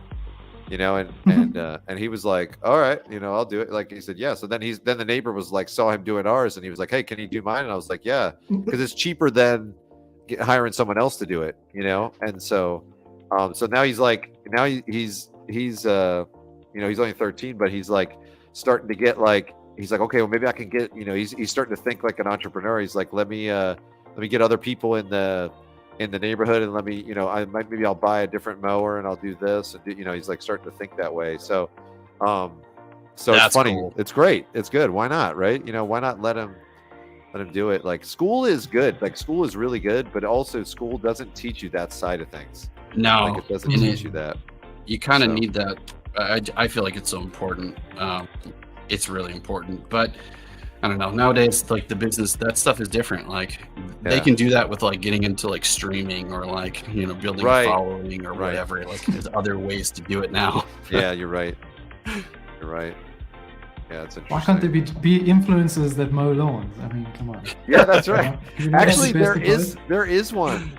There's a guy on YouTube. YouTube. Yes, that he what he does is he finds people's lawns that are really, really bad, and just for free, like he goes and mows their lawn, and it's awesome actually. Like, and there's people that it's like way overgrown and everything, or people will call him and say, hey, like, and there's this one family in my neighborhood, like sometimes it'll be like this guy had a stroke and he can't mow his lawn and stuff like that, and he'll just go do it. It's great. It's really, really cool. Yeah, it's really good. And occasionally he'll get someone who's mad that he did it. Like sometimes he'll do it as like they'll say it's okay. They'll say it's okay, and then like the husband will come home and be like, I don't want you on my property, and he's like, oh, I'm just, you know, trying to do this or whatever, and they get really mad. Yeah, it's crazy, right? Oh yeah, you've seen him. DPO's seen him. Yeah, really cool dude. Really cool dude. Like, yeah, I mean, and then he shows, of course, the before and after, and it's like super satisfying because it's like, you know, he really does it well. It's like you can tell some of these people haven't done it for like you know 10 years, 15 years or something like that. Like it's just, or not, maybe not that long, maybe 5 years or something. It's just overgrown. Really done it. You know what I mean? Like really cleaned up and stuff. It's like, it's crazy. That is nuts, man. I'll have to check that out. That sounds really interesting. Yeah, it's awesome. It's really cool, and it's cool because he's helping people too. Like he genuinely wants to help, and he did it early on when he was getting like no views. He just like, he had a business and he would just take his stuff and do it for people, and it was pretty cool. Really cool. I like that kind of thing. Like when you can monetize like helping people, that's so awesome. I think that's like the best. Like that's the best, man. So really cool stuff. Absolutely. Okay. We're jumping in here with Vens. Working on this awesome sketch. Oh yeah. Working on this killer sketch. Yeah. I saw it. I was like, I gotta paint on this. I was like, this is awesome. I like. I've actually streamed with Vens. Yeah. Very cool stuff. Yeah.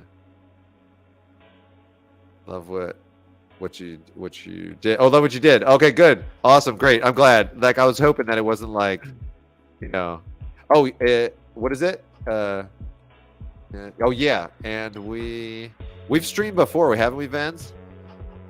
We've done some other stuff. I think we've done some other stuff before. I think we have. Maybe on the Lightbox server, perhaps. Yeah, I think we. Yeah. Okay. I mean, I figured when I see the drawing skill and I see the same name. Yeah. The Lightbox stuff I've seen that name before, and I figured there's not too many Vens out there that draw like that, you know. Maybe there are, but yes. Oh, that's right. Oh, yes, that's right. I remember at Lightbox. That's right. Yep, I remember that too. I just want to make sure it's the same person, because, like, you know, I don't want to be like going off and saying all this stuff and it's like, that's not me. You're so amazing and your art's great like this. Oh, that's not me. That, you know, that's funny. No, Wens is awesome. Always is it Vens or is it Wens? Is it which? I don't know. It's a good question, actually. I don't know. Okay. With he drew Sam with Superman. Oh yes. That's right. He drew Sam with Superman eyes. That's right. Like a V. Okay, good. Like a V. Okay, gotcha. So it's Vens. Yeah, perfect. Okay. I usually have a really hard time remembering people's names, and I get things wrong, and you know, man, I'm really bad with that. So I try to be good about it. But see, this is the awesome thing, man. Like just hopping from drawing to drawing, painting to painting, and like, you know, and I love like on this witch that we did in the middle, like all this other stuff on the checkerboard, like, you know, zipper area, like that cool like flare with the smiley face, like with the teeth and the flare, and like it's so awesome, man. I love it. It's like just so fun, man. This is the best. Yeah. So good. It's great to have you in here with us. I mean, or rather, when Ryan and I were doing this, it was always fun. We always had great conversation, and the goal is to make this a bit more lively, you know, to get some more folks in here. And you know, well, I talk just my too best. much. I talk too much too, Ryan. So just tell me, like, shut up, John. Like, you know, you'll get to know me better, and you can say that. And I know Solomon can say that now. Hey, John, shut up a little bit. And I'll be like, oh, sorry. Okay, good. You know, just let me know, because I love this stuff so much, and I just like talking to so much. I've always been like that, so I talk too much. Like, my wife always puts her hand on my shoulder, and I'm like, oh, okay, let me stop talking. Sorry. He's got a sign. Yeah, she's like, that's enough, you know. And so, like, so and so needs to go home or something. I'm like, oh, sorry. Yeah. You know. He said he had to go like 30 minutes. Right. That's me. That's no, you're great, dude. It's good to chat. Yeah, it's so cool. Like, I really struggle to talk and draw at the same time effectively. I'm a slow painter on a normal day by myself. Never mind when I have to like have hold a conversation with someone at the same time.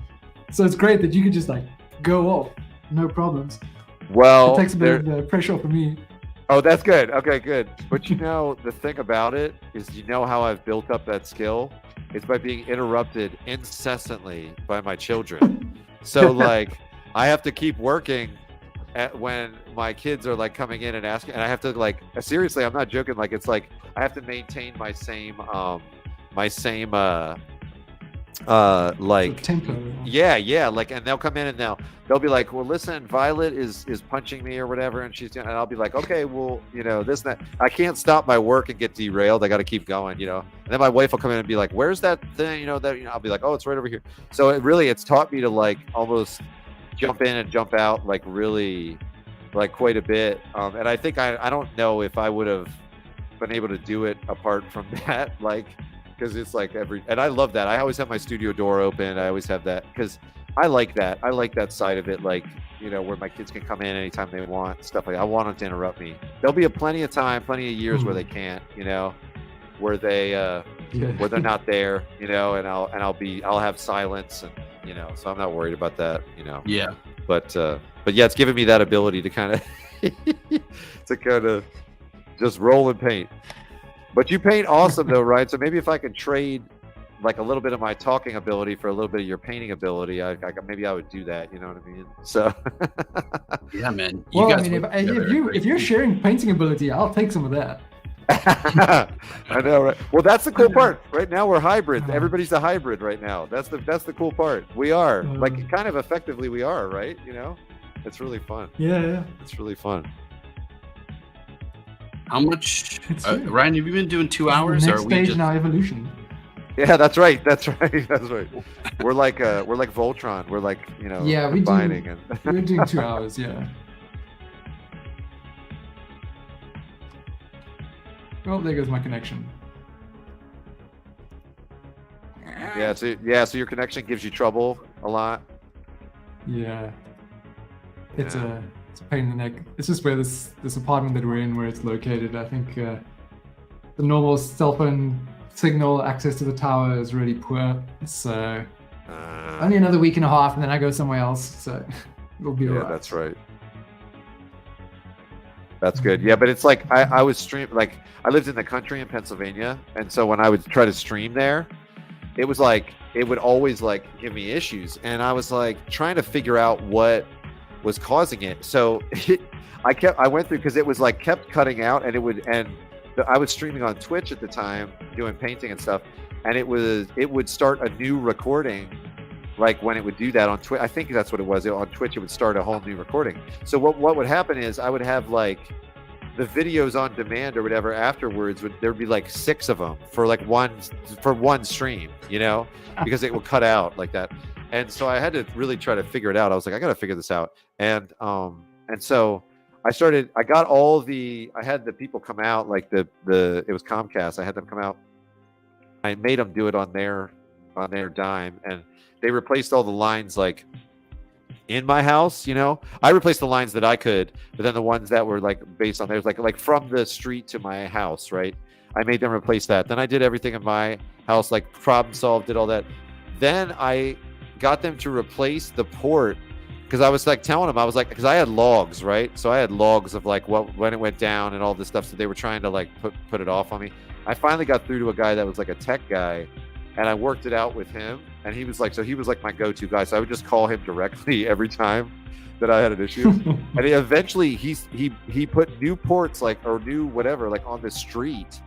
And then I said, dude, it's still doing it. It was much better. My connection speed like went way up with all this, like way up. But then I said, it's still doing it. And he was like, well, he said, it's probably the hub in your area. He said, everything goes back to like a certain hub, like for your region, like for that, like your one little county area. And he said, it's probably that hub. And I was like, can you fix that? I was like, can you swap it? And he's like, I can't do that. So I was like kind of stuck. I was stuck, but it was like, I got it as good as it could be, but it just, I was like, okay, well, I'm out in the country. Like it won't work. Like it just wouldn't work. So I knew it would, like, it was okay, but I would just have to deal with it. Like, cause I knew like Comcast wasn't going to like change their infrastructure for one dude that wanted to stream painting, you know?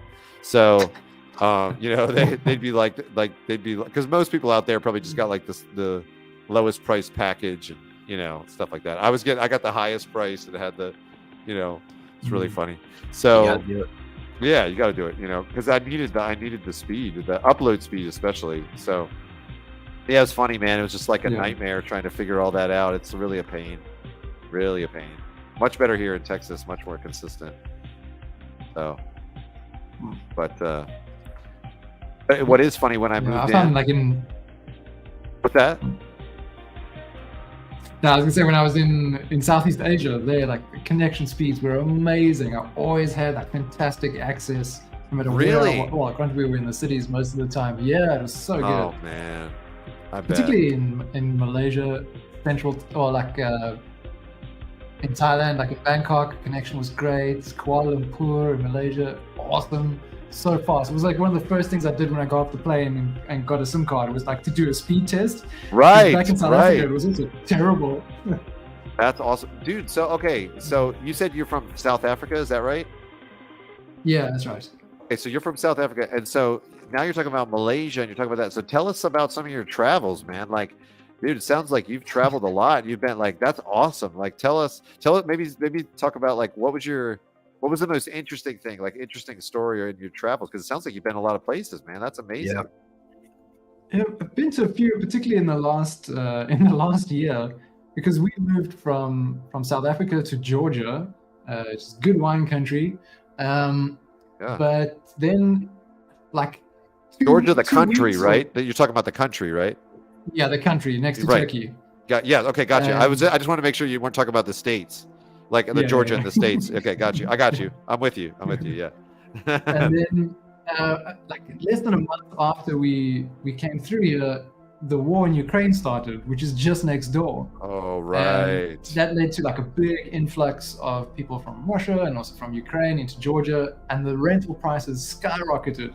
Oh. So we were like, we don't really want to pay this much. Maybe it just needs a little time. So let's go travel. We were going to do it anyway at some point, but we just accelerated that plan. And then we buggered off to India for a month. My wife took leave. She always wanted to go. And it'd be my second time. So we went over there. It was just crazy. So many But that's people. what I'm saying. See, even then you're like, this is my second time in India. Dude, how many countries have you been to? How many have you been to? What do you think? So there's been India, Mozambique. I've traveled a little bit in Europe, but just to the bigger cities. And then after India, we went to Malaysia for 3 months. Okay. Then we did Thailand, Cambodia, Indonesia. Well, we did just Bali. Now we're back here. We went to Turkey in August. So yeah, we've been around a little bit.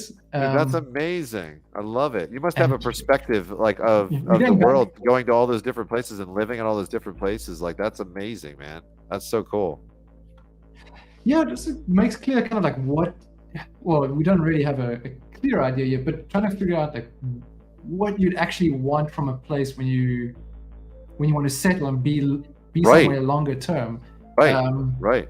I mean, we're not interested in having kids or anything like that. So it's not about where to raise a family type Right, thing, but right. what we want to experience all the time. So most of the time is, where do we get good food? Like, where's our favorite? Right, for sure, for sure, for sure. Bali is amazing. Like the Bali's food is amazing. so Okay, good, so cheap. okay, Yeah, interesting. people are nice, but the food is really light and really cheap. So I mean, we pigged out. Nice. And I think of all the countries we went to, we probably spent the least. At Bali, for our okay. usual monthly expenses, which is really nice. As long as you're keeping like modest with your, I don't know, like where you eat and your general experiences. Right.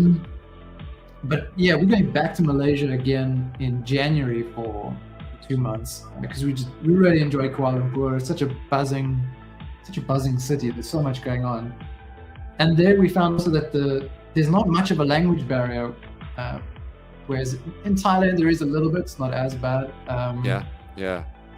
But Malaysia, like everyone speaks like English, and it's really easy to connect with people, and people there are really nice.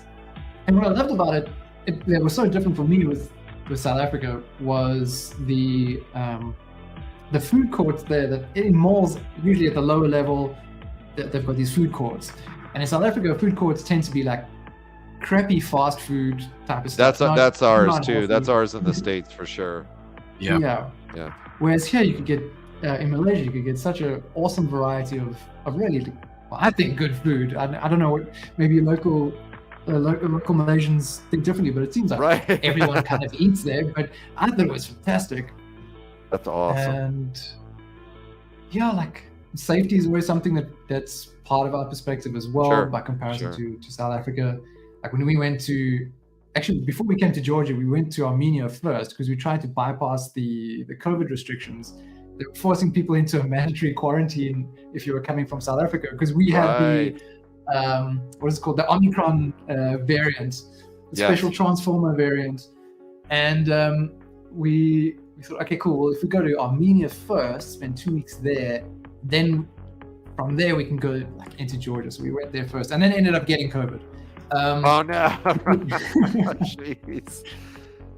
But we noticed like people there, particularly women, late at night, walking around on their own with their cell phones, like texting, talking.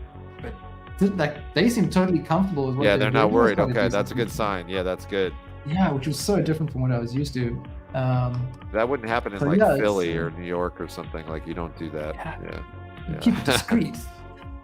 Yeah. Right. So yeah, it's been really interesting going to these different places.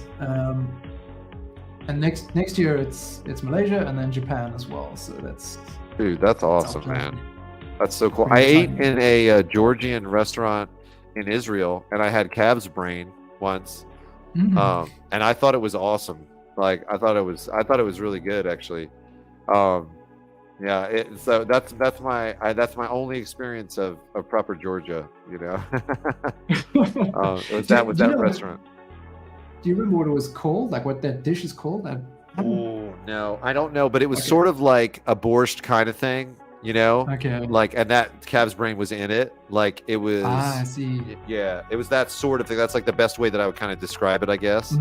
Is that like man, I wish I could. It was like soupy type of dish. Yeah, kind of. Yeah, like stew. yeah.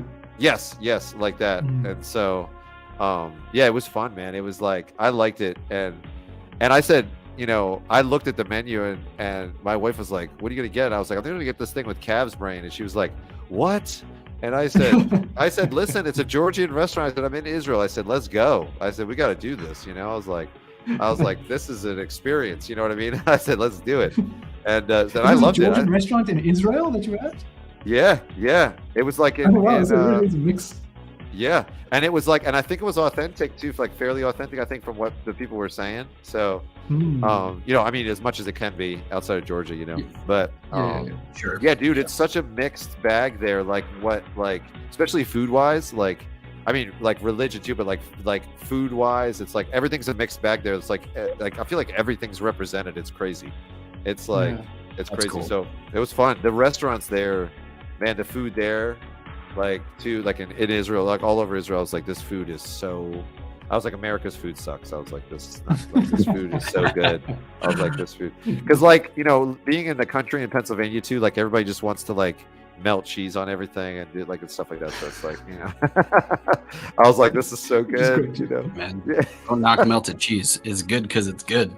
Well, it is. I mean, it's true. No, I'm kidding. It's true. It is true. I mean, I do like nachos and stuff, but it's like, you know, too much of a good thing, right? You know.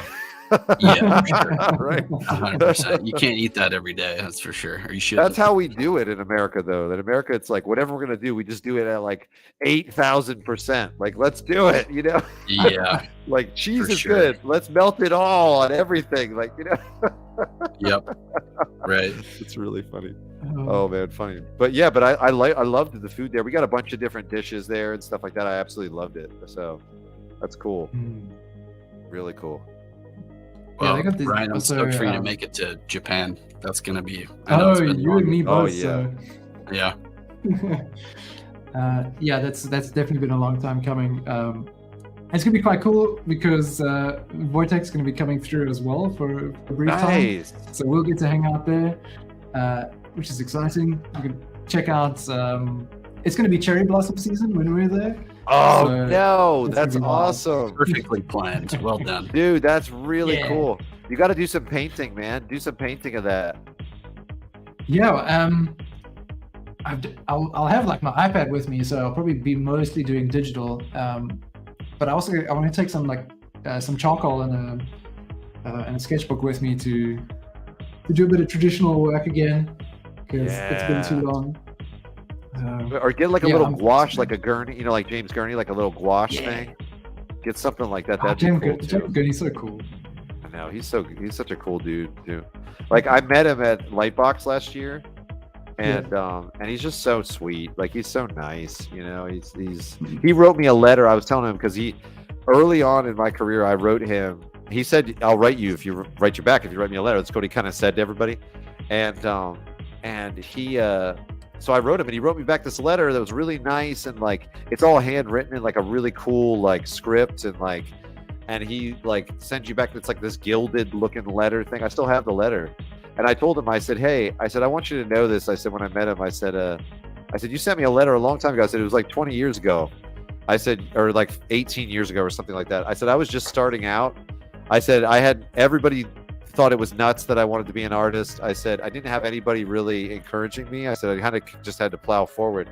I said then I get this letter from this really amazing artist. I said who's giving me all this encouragement and you know, and all this stuff. And I was like, dude, I said thank you so much. I said you probably didn't know how much that did for me. I said, but I might not. I said, you know, it's one of those things where I probably would have persisted. I said, but who knows if I would have been here or not, like without, you know, without encouragement of, you know, it's like, you never know what contributes and what doesn't. And I was like, thank you so much. Cause that was hard at the beginning. Everybody thought I was nuts and stupid for pursuing art. They were like, oh yeah, there's, you know, there's a reason it's the hardest time, man. Yeah. That's so important. That's very cool.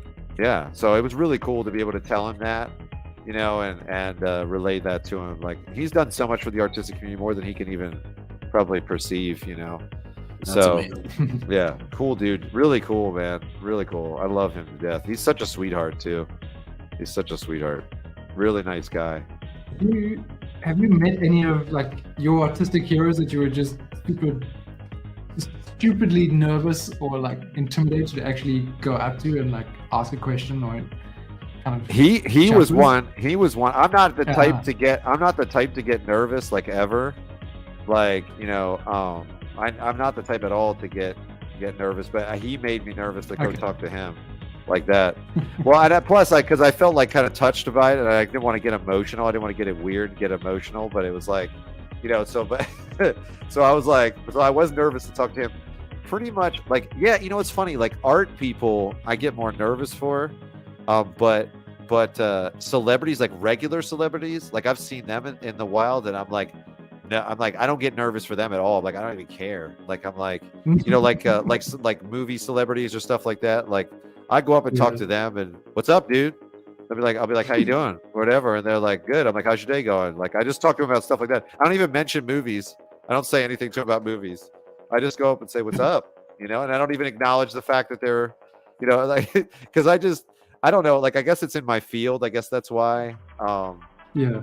you know, but I'm not the type to get too nervous. Like even UFC fighters, like because I train MMA, my son does too. So we saw some UFC fighters.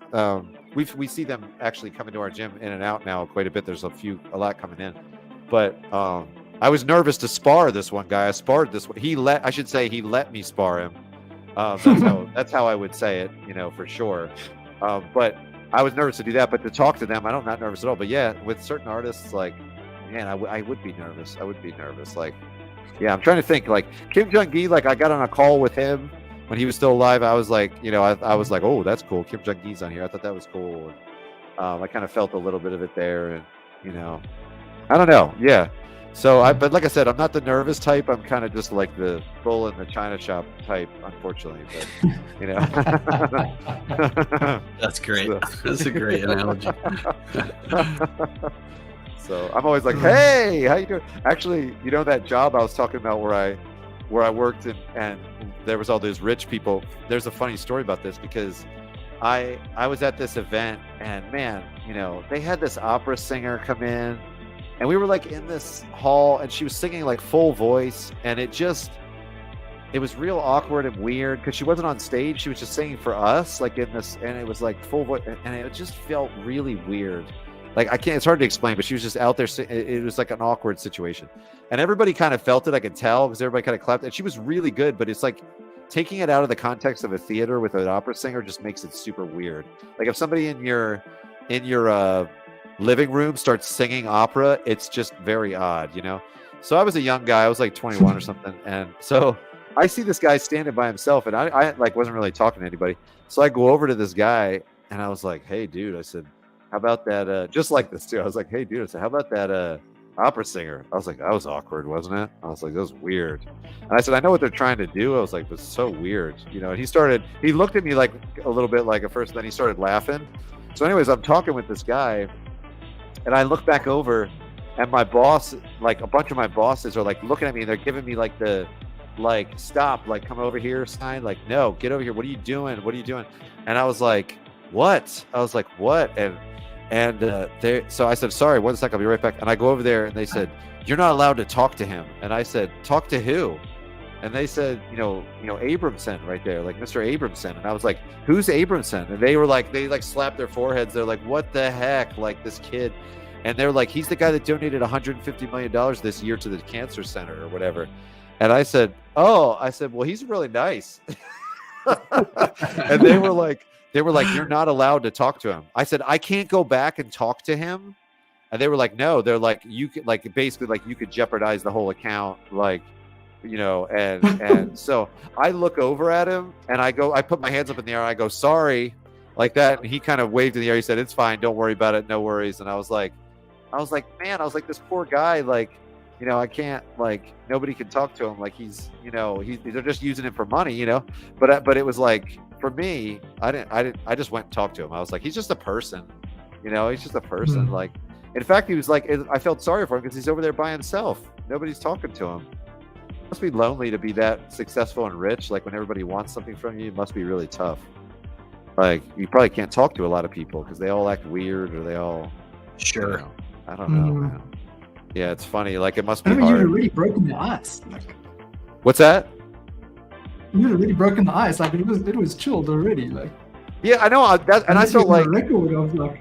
I know. I felt like I could have gotten 15 million more out of him, like with the relationship, just because he actually knows I like care about him, not just like pretending to care about him. You know what I mean? So, you know, it's really funny. It's really funny. Yeah. I had a rich friend. He was really rich. I went to his house once and he was like, I was like, wow. I was like, your house is extremely big. He had like a helicopter pad on it. He flew helicopters and stuff. And he started laughing. Kidding. Yeah, he was like, it was crazy. And I said to him, I said, hey, I said, listen, I said, we need to make some rules. And he said, what's the rules? I said, I don't care if my kids have cancer and they need funding and stuff. I said, you're not allowed to give me money. I said, you can't give me money for my birthday, for anything. And he started laughing. He goes, why? I said, because I want to be your friend. And I said, and I want to be able to tell you when you're being a jerk or being an idiot. And I said, and I don't want you to think that I'm ever doing it so I can have something from you, so I can get something from you. So I said, so just let's make the rule that you never give me money ever. I said, even if I'm on my deathbed and I need money to survive, I said, you can't be the one to give it to me. And he's like, okay, we'll make the rule. He starts laughing. He goes, I like that, you know, because so many people would just hang out with him just to get something from him. You know what I mean? But I wanted to be able to tell him, hey, you're being a jerk, like, you know, and have him be able to trust that what I was saying comes from a good place. You know what I mean? And so everybody needs that friend. Yeah. And so he said, so he's like, so he gave me like this. One time he was like, he gave me this remote control helicopter. It was like it was a small one, a really small one and stuff. And I was like, I said no gifts.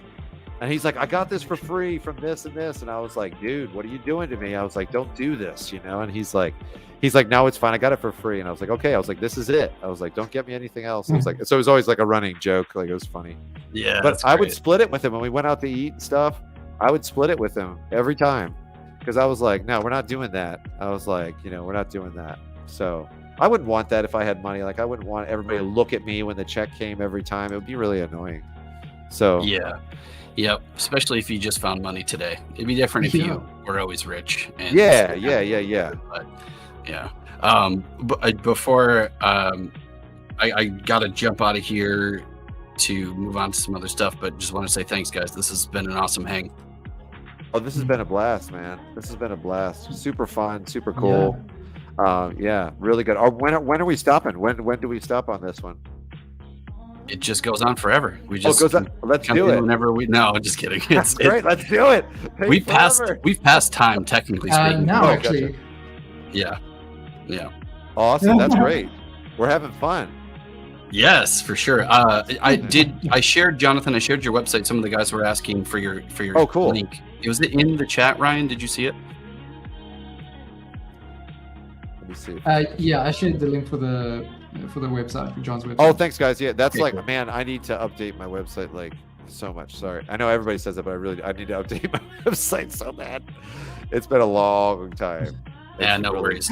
Well, Jonathan's on Magma Classroom November 7th. We'll be putting on the Discord schedule. And Ryan, you got any updates or anything to share? No, nothing really from me. We'll obviously have our regular classroom session on Monday. Our theme, I have to go and check. I always forget what we're doing next week. Where is it? We're doing a dog study next week. We're doing some canine focused things. Nice, dude. I love it. I like that. That's cool. Our theme for the clubhouse next week is canine cameraman. So we do a dog study on Monday first. So yeah, that's our plan. Cool. So thank you very much, everybody, for joining. John, it was awesome to meet you. Good to meet you too, man. I want to hear more about your I gotta do another stream with you because I want to hear about dude, you're like an adventurer, man. Like I gotta hear this. Like seriously, it's awesome. It's so cool, man. Really, really next cool. Stream, we'll drop you an invite if you want to jump in the next clubhouse. Yeah, for sure. For sure. Cool. Okay. I'm gonna head off as well. You guys are all welcome to keep drawing if you want to. I'll leave Blaze active for a little while, so the brushes and everything will be there. Thank you for your awesome contributions, everybody, and we'll see you again soon. Yeah, see you guys. Epic work. Incredible canvas today. Yeah, this canvas looks awesome. It looks great, man. How fun. How fun. So much collaboration too. Like it's a blast, you know. Love it.